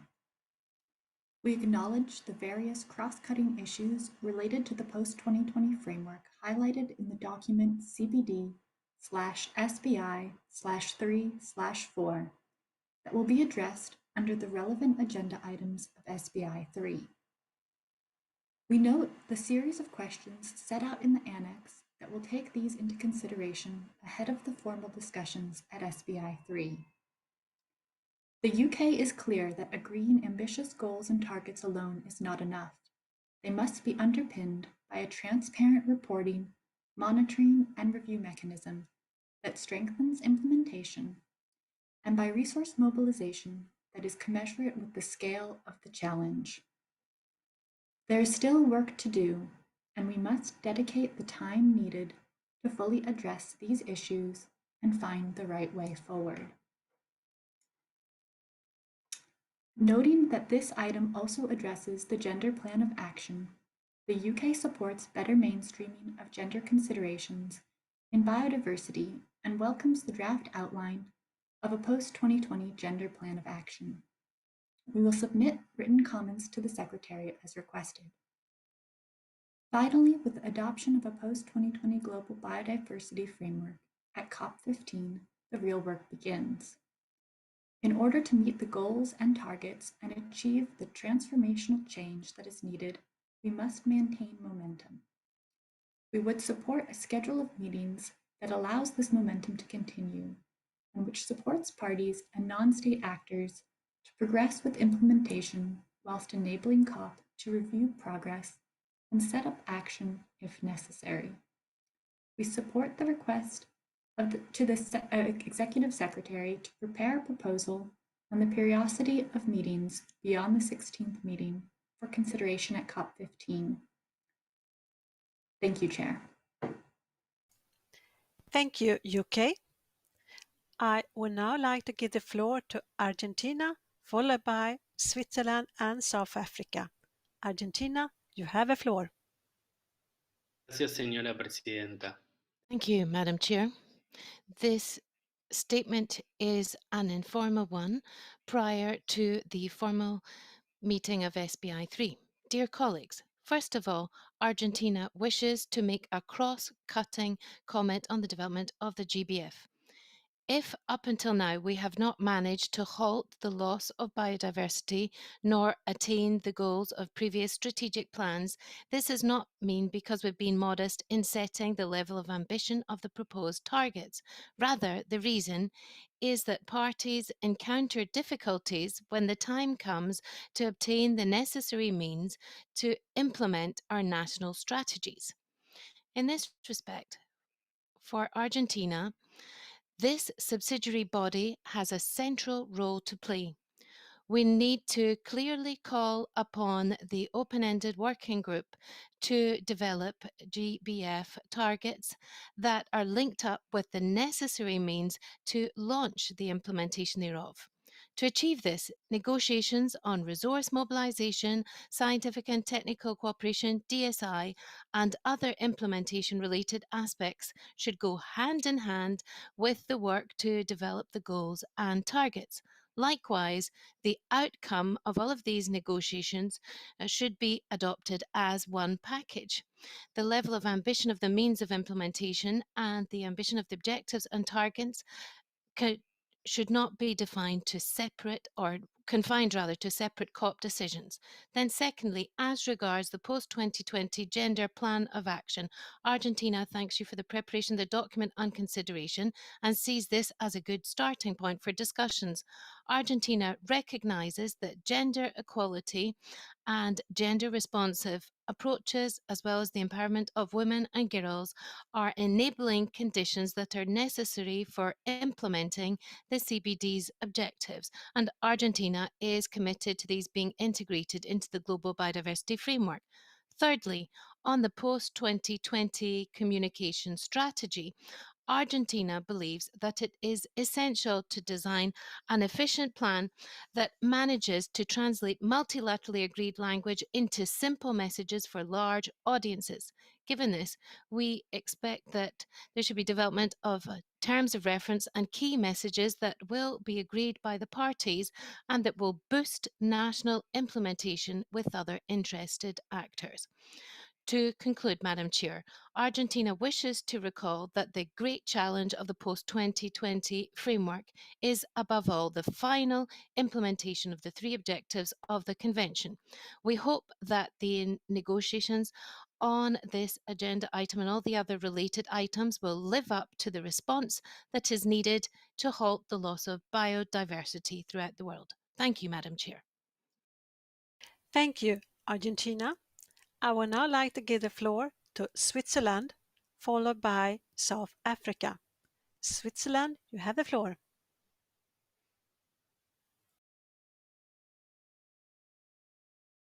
Thank you, Madam Chair. Let me first start by congratulate to his birthday my previous speaker, Joaquin.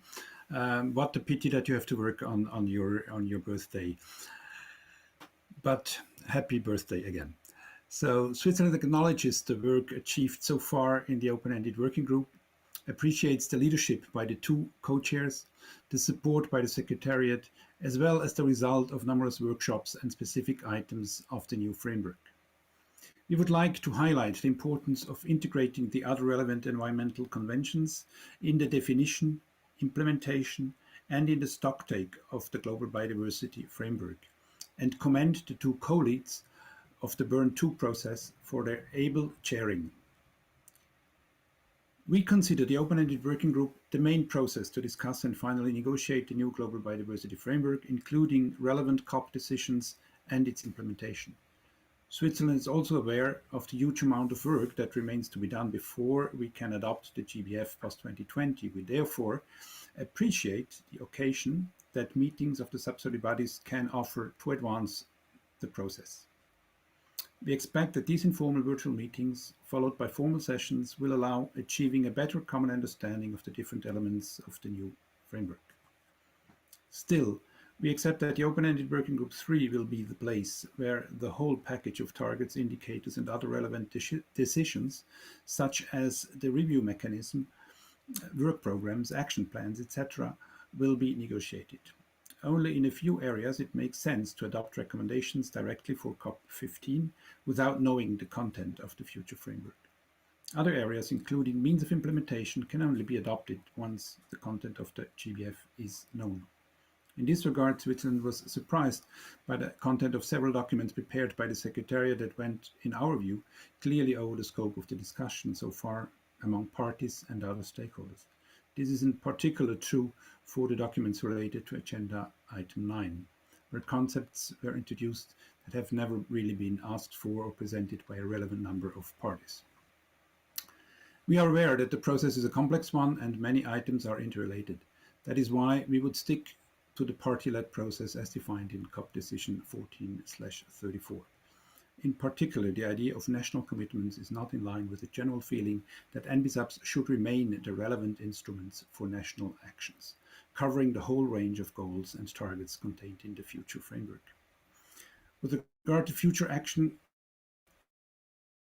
or implementation plans to support implementation or complements the new framework, Switzerland would like to have a general discussion on what action plans and programs of work will be developed.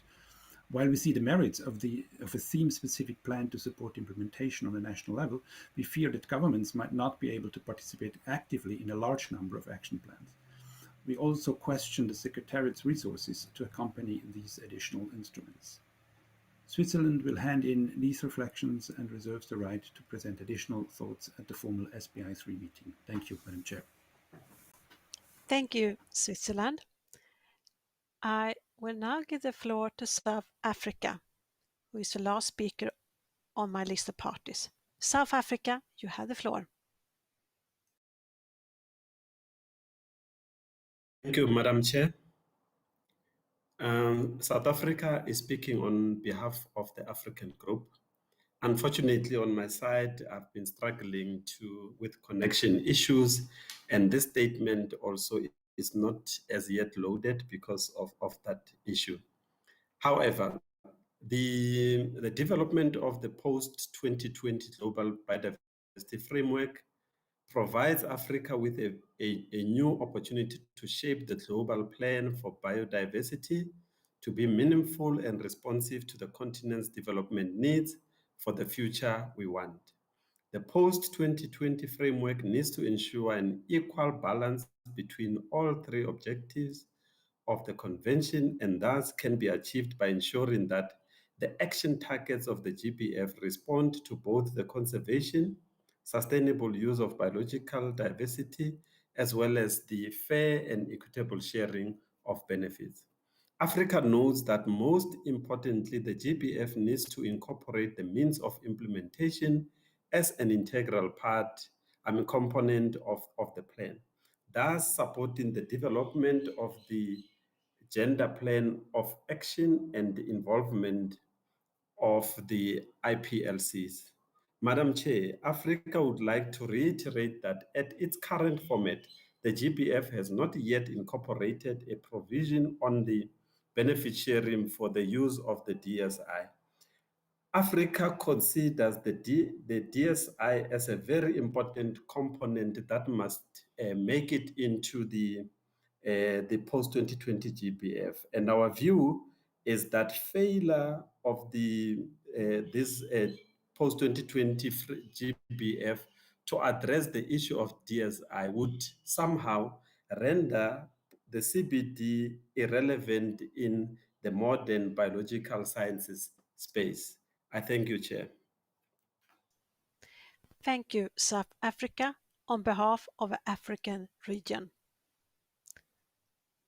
And I see no more requests from the floor by parties on this agenda item. I first would like to see if there are any non-parties who would like to speak. No. Distinguished delegates, I would now like once again to invite one of the co-leads of a recently convened consultation workshop on biodiversity-related conventions on the post-2020 Global Biodiversity Framework, Ms. Ann Teller of the European Union, to provide a short briefing on the outcomes of that consultation. These outcomes are relevant to the post-2020 framework as well as several other items of the SBI agenda. So, Ms. Ann Teller, if you may raise your hand. Yes, European Union. Ms. Ann Teller, you have the floor. Thank you, Madam Chair. Thank you, Charlotta. Sorry for the technical problems we had. I could hear you, I could see you, but I couldn't speak, so that was very frustrating. So Somali Chang and myself from the European Union, Somali from Cambodia, as co-leads of the second consultation workshop of the Biodiversity-Related Convention on the Post-2020 Global Biodiversity Framework, the so-called BERN 2, would like to thank the CBD Secretariat and the SBI chair for allowing us to provide a briefing on the outcomes of the BERN 2 consultation at this informal session. We hope this will contribute to preparation for discussion under agenda item 8 in particular on cooperation with other conventions, international organizations and initiatives, as well as under other items on the agenda of SBI-3, including item 5. The objective of the BERN 2 workshop was for parties and secretariats, in particular, to reflect on the best ways to involve biodiversity-related convention and other relevant MEAs in contributing to the development of the post-2020 Global Biodiversity Framework and its effective implementation, monitoring, and reporting through coherent, coordinated, complementary, and synergistic approaches, working as appropriate with international organizations and programs. Because of the delays in convening the workshop resulting from the pandemic, 2 online briefing sessions were held in March and September 2020 before the full consultation, which took place online from 15 January to the 2nd of February. Representatives of 13 MEAs participated actively in the consultation. A draft meeting report has been prepared and will be made available as an SBI information document very shortly. Drawing on the interventions made by representatives of the participating MEAs, we, the colleagues, we were able to draw a number of conclusions concerning opportunities for setting up increased cooperation in planning, monitoring, reporting, and review of the implementation of the post-2020 Global Biodiversity Framework. In addition, we address technical and political options to advance its operationalization through cooperation on capacity development, mainstreaming, and resource mobilization. Recognizing the independent mandates and governance structures of the different MEAs, we are conscious that any effective synergistic system for planning, reporting, and review will require text included in the post-2020 Global Biodiversity Framework, but also other COP CBD decisions, as well as in decisions of the governing bodies of the other agreements. To assist the CBD process, the report of the meeting includes a mapping linking the conclusion of the consultation to relevant agenda items. We would like to thank the party representatives and secretariat of all participating MEAs for contributing to what was a very positive and forward-looking consultation. Thank you, Madam Chair. Thank you, Ann Teller, for this informative briefing, and I'm sure that delegates will bear these points in mind, and we will look forward to receiving the formal report. Thank you so much. Delegates, I would now like to open the floor for interventions by representatives of the major stakeholder groups.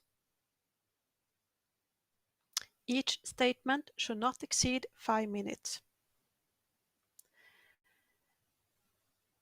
On behalf of the IPLCs, I have here on my list the Cheap Teba Foundation. Yes, IPLCs, you have the floor. Thank you, Madam Chair. The IIFB wishes to emphasize that recognizing, protecting, and honoring the time immemorial, reciprocal, and spiritual relationship of indigenous peoples and local communities with our land, waters, territories, and resources is key to halting biodiversity loss and ensuring the health of our planet. We have always known this, and we are pleased that global assessments and scientific studies are now catching up with what we have always known.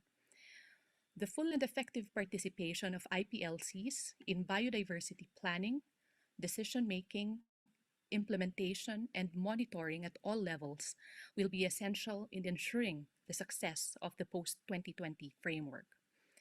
Full recognition of our rights will bring about the transformative change towards the vision of living in harmony with nature that we all seek. In this regard, we are pleased that IPLC participation and rights are recognized in the updated Zero draft as an enabling condition. However, we believe this language can be further strengthened, including through a specific commitment to secure rights to lands, waters, territories, and resources of IPLCs, and the provision of direct, adequate, and accessible financial technical support for land and resource management of IPLCs. Commitment to a human rights-based approach in implementing the Global Biodiversity Framework will be essential for its success.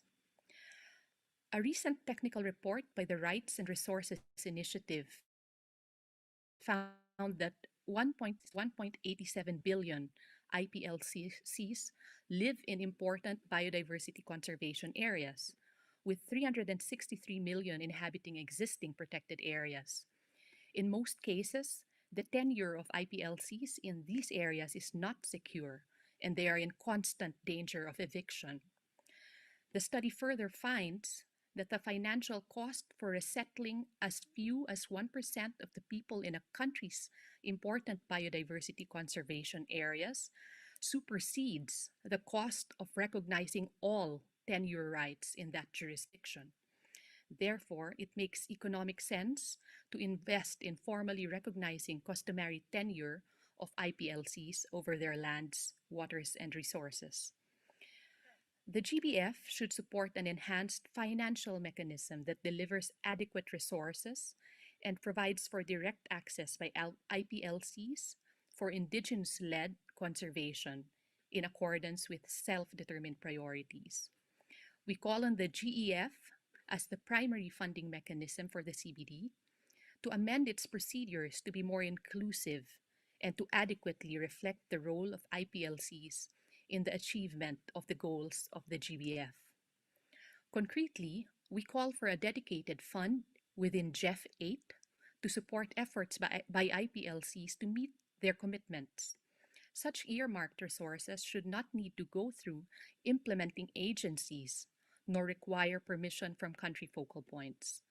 The capacity, mandate, and authority of the Indigenous Peoples Advisory Group of the GEF should be strengthened. The process for crafting national biodiversity finance plans should ensure the full and effective participation of IPLCs. Madam Chair, successful implementation of the GBF requires a robust accountability mechanism. We support a peer review process that elicits information on how the participation and rights of IPLCs are being recognized and supported. The accountability mechanism should have the ability to address violations of the rights of environmental defenders.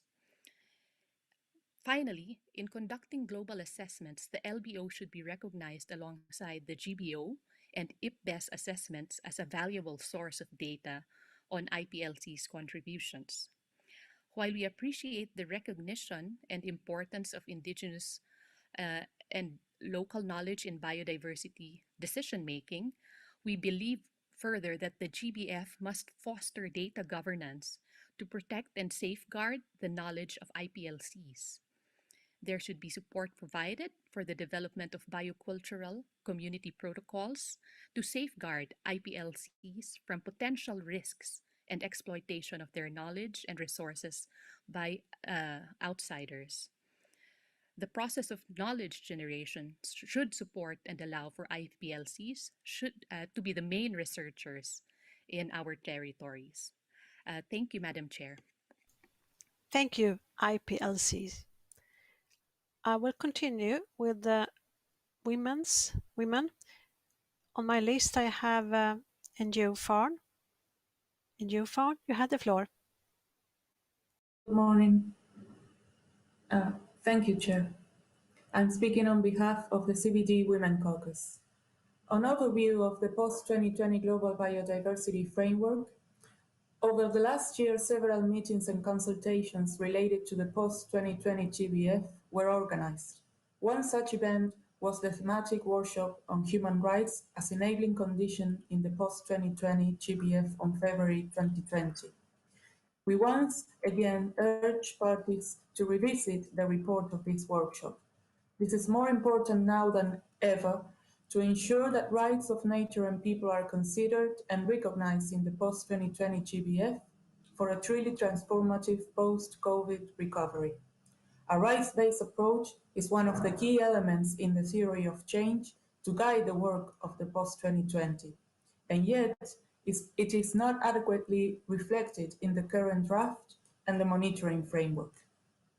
On the draft outline of the post-2020 Gender Plan of Action, we appreciate that it has been reformulated to align more broadly with the post-2020 GBF, streamlined to increase clarity and reduce overlap, and that draft action areas have been revised as goals. We also appreciate that there has been a more explicit effort to better reflect a focus on the diversity of women and the intersecting factors, demographic, economic, racial, ethnic, and geographic, among others, that may contribute to the vulnerability and marginalization. This being said, there are still some glaring gaps in the new draft which must be addressed and appreciated.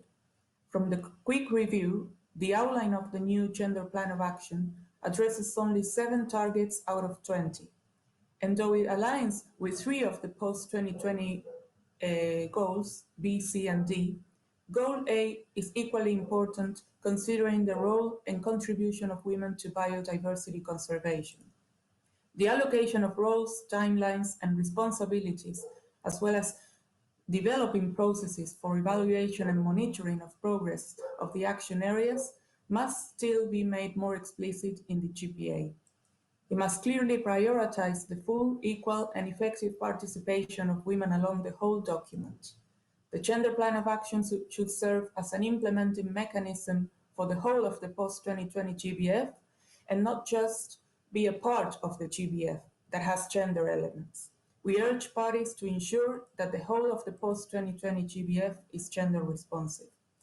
The updated outline of the post-2020 GPA is up for peer review, deadline March 22.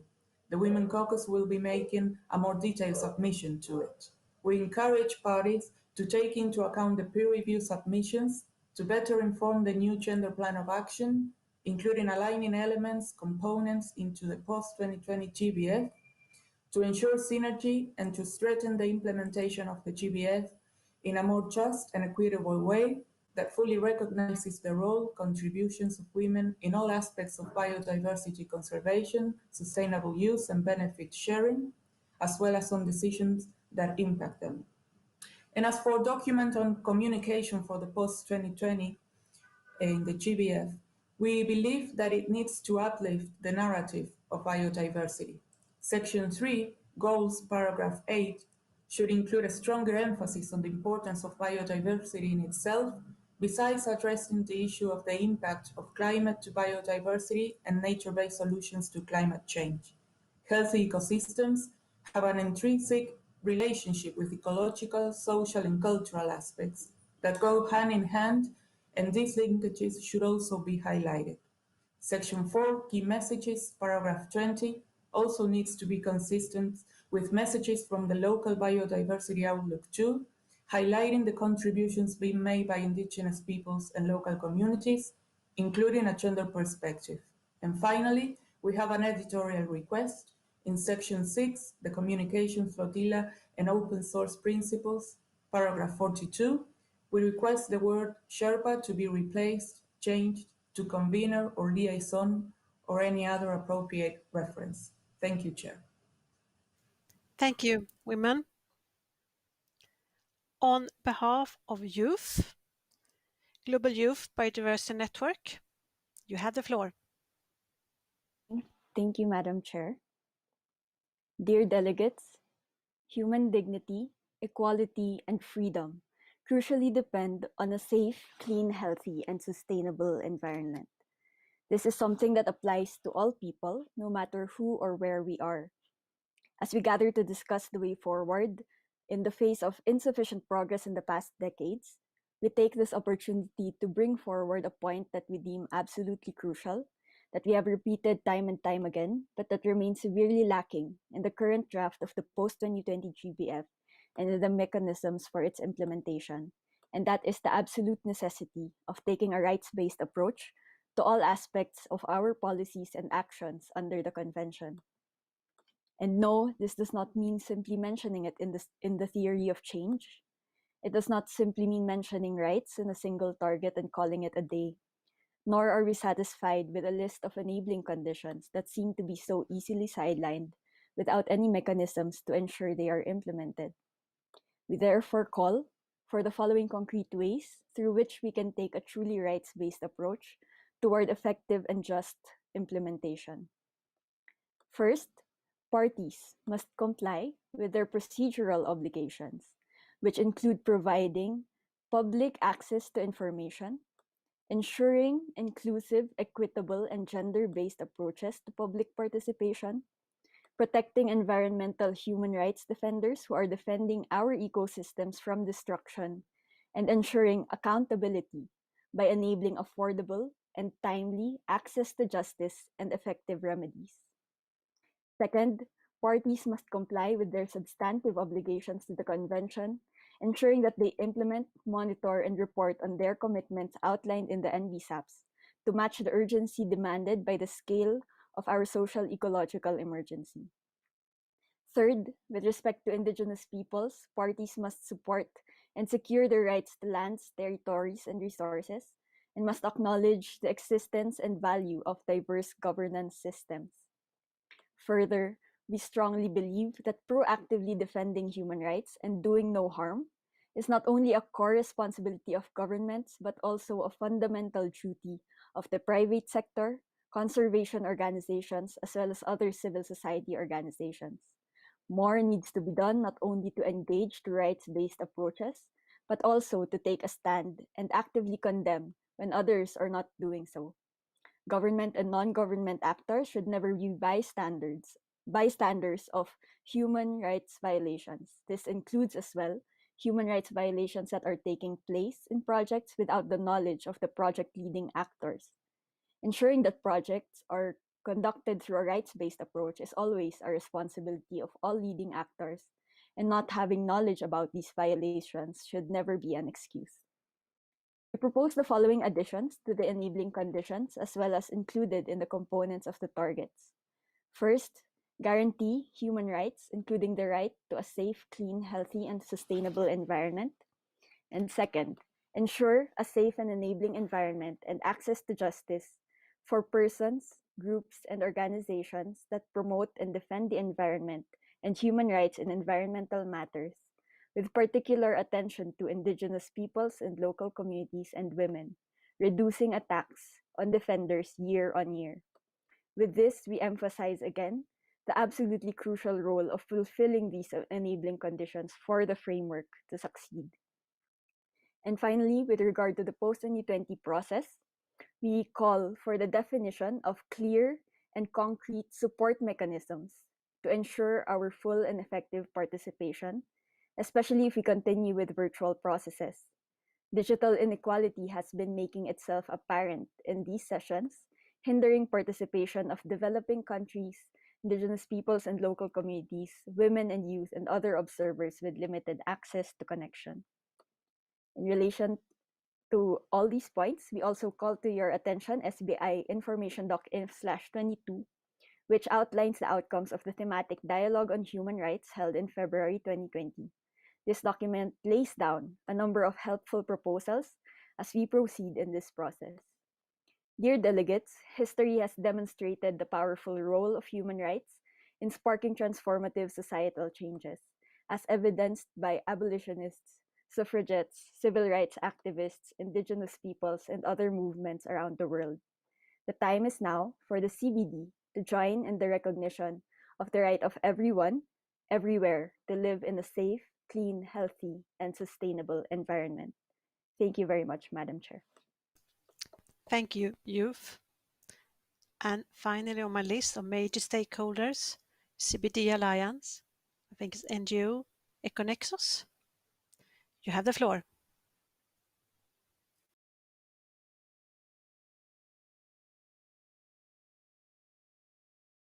Thank you very much, Madam Chair.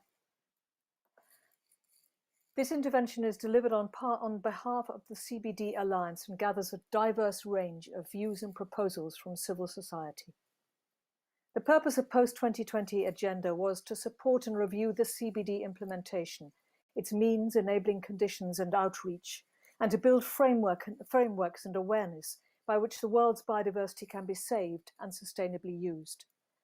To save biodiversity, the world needs a framework which respects such ways to understand and use biodiversity and allows it to regenerate by actually implementing the following CBD obligations that until now have been neglected. Biodiversity loss and ecosystem degradation is accelerating at an unprecedented rate and driven in large part by unsustainable production and consumption. The CBD obliges states to regulate or manage such processes and activities under their jurisdiction, regardless of where their effects occur in the world. Among the rich states or elites whose consumption per capita is highest, lowering total consumption and waste is essential to the overall approach of bending the curve of biodiversity loss. States must regulate high consumption lifestyles that push the planet towards a sixth mass extinction of species and transfer the costs of biodiversity degradation and conservation to poor countries. CBD obliges states to ensure that activities within their jurisdiction or control do not cause damage to the environment of other states. Voluntary commitments or corporations self-reporting on what they choose to report cannot thus fulfill the CBD's obligations, which legally bind states to bend and reverse the curve of accelerating global biodiversity loss. As protecting the human rights of local communities has been shown to result in improved protection for ecosystems and biodiversity, and the knowledge and practices of the people who live in biodiversity-rich ecosystems are vital to the conservation and sustainable use of those ecosystems, thus to save biodiversity, states must determine its use by local people's rights to water, food, health, and to live by the regeneration of local biodiversity. The implementation of all the above referred obligations and objectives are necessary to build awareness on such urgency for immediate action to halt the loss of biodiversity and such connections of people to biodiversity by which our life can allow biodiversity to flourish and which are provided in CBD/SBI/3/4 add 1 as the first key elements for messaging in communication for the post-2020 Global Biodiversity Framework. Unfortunately, even though the draft post-2020 GBF says it aims to eliminate unsustainable consumption and production, it does not ensure, not even propose, action that could in practice prevent our growing unsustainable consumption and production from further escalating global biodiversity loss. Instead, it only boosts further voluntarization of responsibilities, expansion of commercial control of Earth's life by nature-based solutions, business initiatives, mere self-monitoring by corporations, certification, and other similar things whose decades-long expansion has not prevented global biodiversity loss from continuously accelerating. Thus, the planned draft GBF-focused approach will violate states' above presented legal CBD obligations and guarantee that the ongoing global biodiversity loss continues to accelerate. SBI's responsibility is to oversee that whatever framework is adopted must implement all CBD obligations and secure implementation of those CBD obligations most neglected. The world's biodiversity can be saved only if the rights of ways of life which allow biodiversity to regenerate are made stronger than the rights to live in ways which undermine, displace, degrade, or pollute biodiversity. The GBF needs to ensure that states act to eliminate unsustainable consumption patterns and lifestyles and ensure that production, consumption, and trade are not taking place at the expense of biodiversity. In the current draft Target 15, this is addressed merely by raising people's awareness. It is unacceptable that the burden is upon citizens alone. We need states to impose their necessary regulations and incentives. Thank you, Madam Chair. Thank you, CBD Alliance. And that concludes my list of major stakeholders.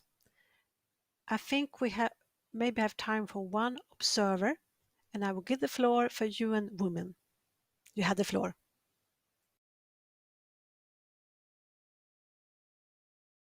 Hello? Do you hear me? Yes, loud and clear. Go ahead. Thank you. Thank you, Chair. UN Women welcomes the document Draft Outline of a Post-2020 Gender Plan of Action and considers it a good basis for discussion and further work. UN Women supports the 3 overarching goals and the objectives listed under each goal. UN Women also supports the approach of linking the post-2020 GPA to the post-2020 GBF and to related international commitments, including of the other Rio Conventions and the Sustainable Development Goals, ensuring synergies across. On the draft outline of the post-2020 GPA, UN Women proposes a strengthening of overarching Goal 1 by adding the word rights before access and the word technologies at the end So the statement will be made available. UN Women strongly believes that women's contribution to conservation and sustainable use of biodiversity and genetic resources needs to be identified, mapped, valued, and tracked. This is a big gap as identified in our current research and expert consultations. The post-2020 GBA should include this aspect under all the goals and activities to address gender inequalities in biodiversity conservation and sustainable use, as well as to ensure the equal and equitable sharing of benefits from biodiversity and genetic resources. A number of activities that UN Women considers a priority to include in post-2020 GPA include enhancing the availability of sex disaggregated data to better inform not just the gender responsive related policies, but also the implementation of the post-2020 GBF. Second, capacity building for gender responsive development, implementation, and monitoring of NBSOPs, but also the implementation of the post-2020 GBF. And third, raising awareness of the financial and technical support available for promoting and strengthening the integration of gender into biodiversity-related policies and plans to facilitate access to green finance, especially for grassroots women's organizations and indigenous peoples and local communities. UN Women stands ready to continue to participate in the process, but also encourage other stakeholders, in particular parties, to make substantive and concrete contributions to the GPA, including on specific activities that need to be carried out in support of the achievement of the overarching goals and objectives. Finally, let me take this opportunity to stress the importance of and the need for a strengthened reflection of a gender-specific indicators in the post-2020 GBF, including through disaggregating relevant indicators in the monitoring framework by sex. UN Women remains committed to engage actively, and we look forward to working with you. Thank you, Chair. Thank you, UN Women. And as I said, I think we don't have time for more observers, unfortunately. If somebody who wanted to speak have not done that, your statements will be uploaded if you have agreed them to be public. Thank you so much. Colleagues, we have now reached the conclusion of our discussion for today on Agenda Item 5 on Post-2020 Global Biodiversity Framework. As previously explained, there will be no conference room papers stemming from this informal session. To go with the Secretariat, I will prepare a short procedure report on the informal session, noting the parties and observers that had made interventions.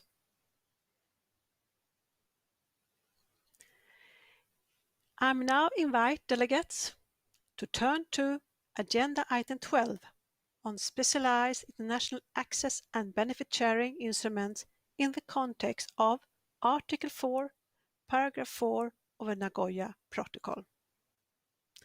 I invite the Secretariat to introduce the documents on Item 12. Thank you, Madam Chair. Delegates, in order to facilitate the deliberations on this item, Item 12, the Executive Secretary has prepared and made available document CBD SBI-3/14 on specialized international access and benefit sharing instruments in the context of Article 4, Paragraph 4 of the Nagoya Protocol. This document contains, in Section 6, suggested elements of recommendation for the consideration of SBI at its third meeting. Thank you, Madam Chair. Thank you, Secretariat. I now open the floor for interventions on Agenda Item 12. As this is an item under the Nagoya Protocol, I will give priority in the list of speakers to the parties to the protocol. I will start with the interventions by the regions. And if I start with the African region, I have here in my list Malawi, who will speak for the African region. Please raise your hand, Malawi.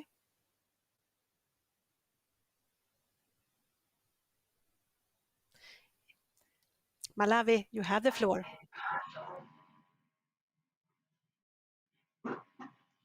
Thank you, Madam Chair, for giving Malawi the floor. We are speaking on behalf of the African region. Africa submitted its views through its continental body of the African Union on this topic sometime back in response to decision COP4. And this statement will reiterate some of the points made then and also include additional issues to reflect on the developments that have taken place. The African region is of the view that Nagoya Protocol is the general context that addresses issues of ABS for the purposes of the CBD. According to Article 4, Paragraph 4, the African group recognizes that the Nagoya Protocol does not simply incorporate other ABS instruments, but rather functions as the prevailing regime, operating in the absence of specialized ABS instruments that meet certain conditions.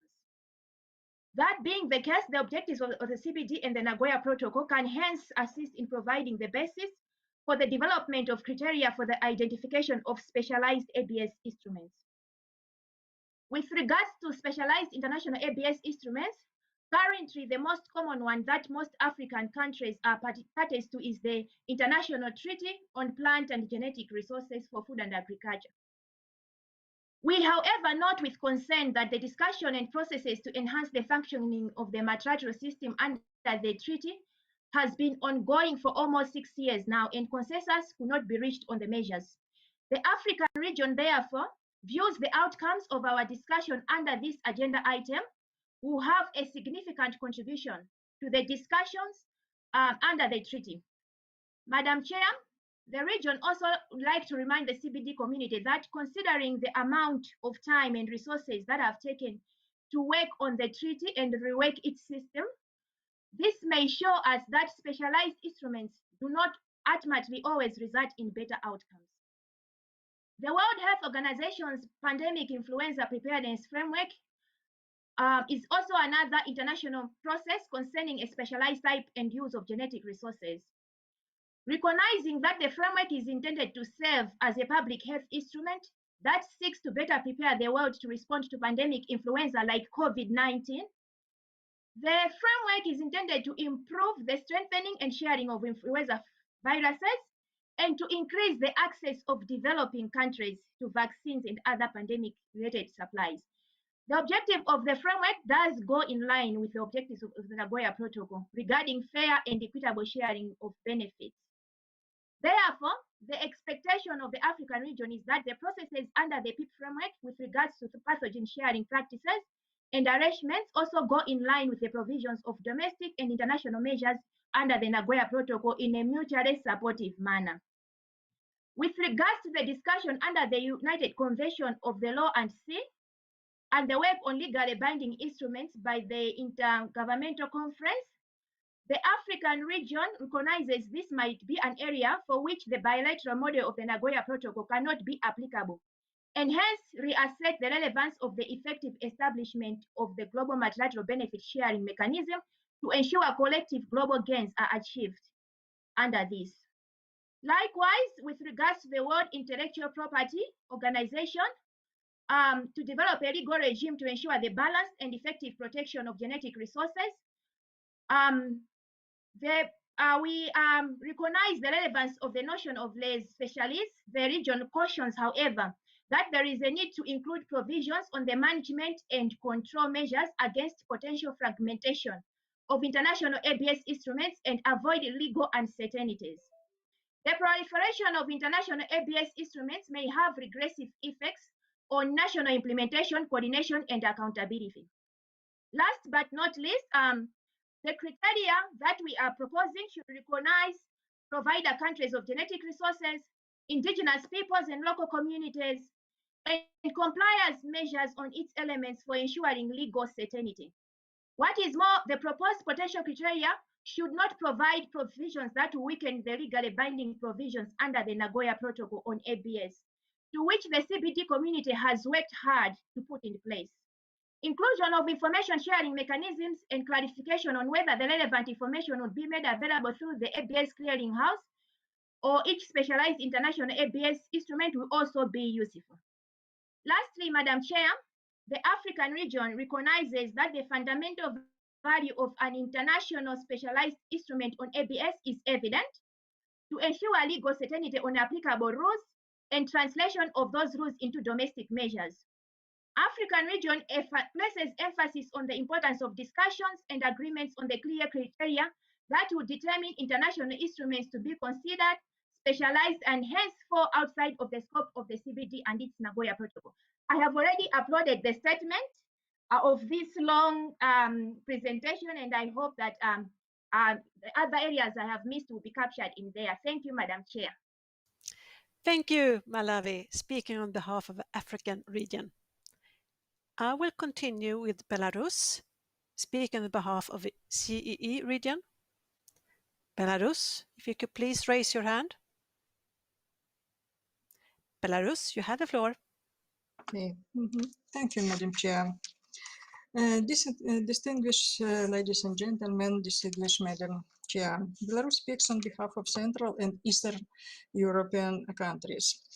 Central and Eastern European countries express their gratitude to the Secretariat for its undertaking efforts in holding consultations and carrying out of other activities during the preparation for the 15th Conference of the Parties to the Convention on Biological Diversity.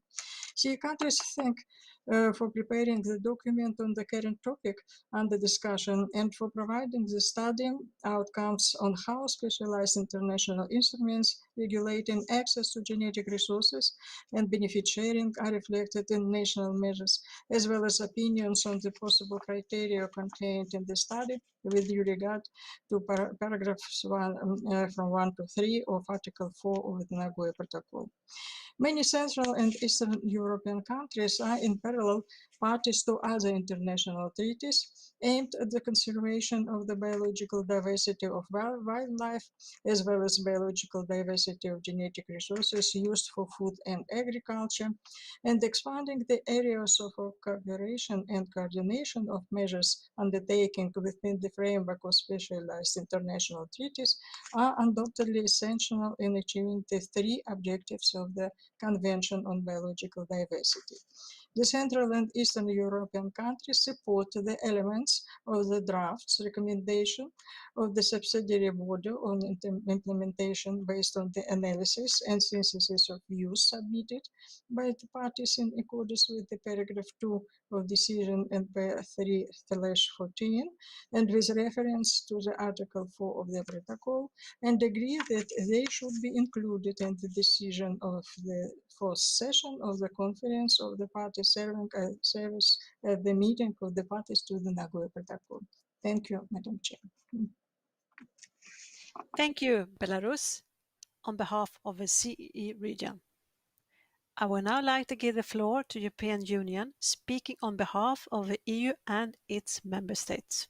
You have the floor. Thank you, Madam Chair. Can you hear me? Yes, clearly. Thank you. Madam Chair, distinguished delegates, I'm speaking on behalf of the European Union and its member states. The European Union and its member states wish to thank the Secretariat for the preparation of this agenda item.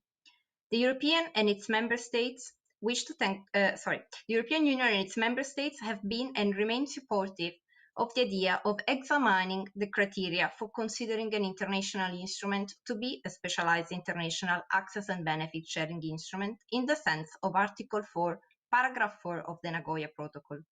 And we remain open to discuss this important topic further. We underline that in our understanding, Article 4, Paragraph 4 of the Protocol concerning specialized international instruments cannot be considered in isolation of other paragraphs of that article. All paragraphs of Article 4 should inform the interpretation and discussion concerning what constitutes a specialized international ABS instrument and this should be reflected in the text of the draft recommendation where Article 4 is recalled. As stated in our previous discussion on this topic, in our view, any criteria developed should not be more stringent than the wording of Article 4 of the protocol itself. Furthermore, any criteria considered should not as such discourage the recognition of future specialized international instruments, but rather provide guidance for the development and adoption of such instruments. Any criteria should pay particular consideration to the need for any potential specialized international access and benefit sharing instrument to be supportive of and not run counter to the objectives of the Convention and the Protocol, in particular the fair and equitable sharing of the benefits arising out of the utilization of genetic resources. Regarding the proposed specific criteria in the annex of the draft recommendation, the EU and its member states believe that it is not indispensable that the instrument is developed via an intergovernmental process. However, we acknowledge that in the interest of responding to potential new issues, it might be important in some situations that such instrument is agreed by an intergovernmental process. On this aspect, we would like to recall that the study from which the criteria were derived merely refers to a need for such instruments to be agreed by an intergovernmental process, but does not call for them to be developed by such a process. Such a requirement might have important implications, not least for discussion under other fora, such as WHO. Thank you, Madam Chair. Thank you, European Union, speaking on behalf of EU and its member states. And I will now open the floor for interventions by parties to the Nagoya Protocol. I think we will have time today for at least one of the Nagoya Protocol parties. I would like to give the floor to Japan.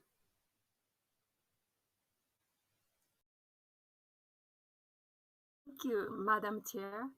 The COVID-19 pandemic, in our view, has magnified the importance of quick sharing of pathogen samples, as well as vaccines globally.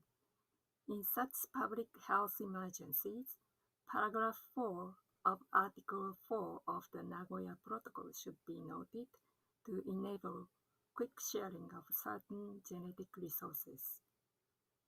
From a practical viewpoint, we think it is important to show in the Access and Benefit Sharing Clearinghouse which access and benefit sharing cases should be classified as being subject to Article 4.4 under the specialized instruments that are exempt from the Nagoya Protocol.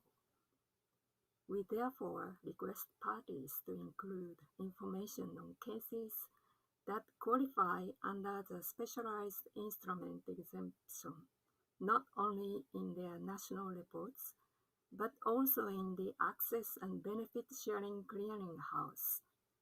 This request could be incorporated under operating paragraph 4 in the suggested recommendation text in the document.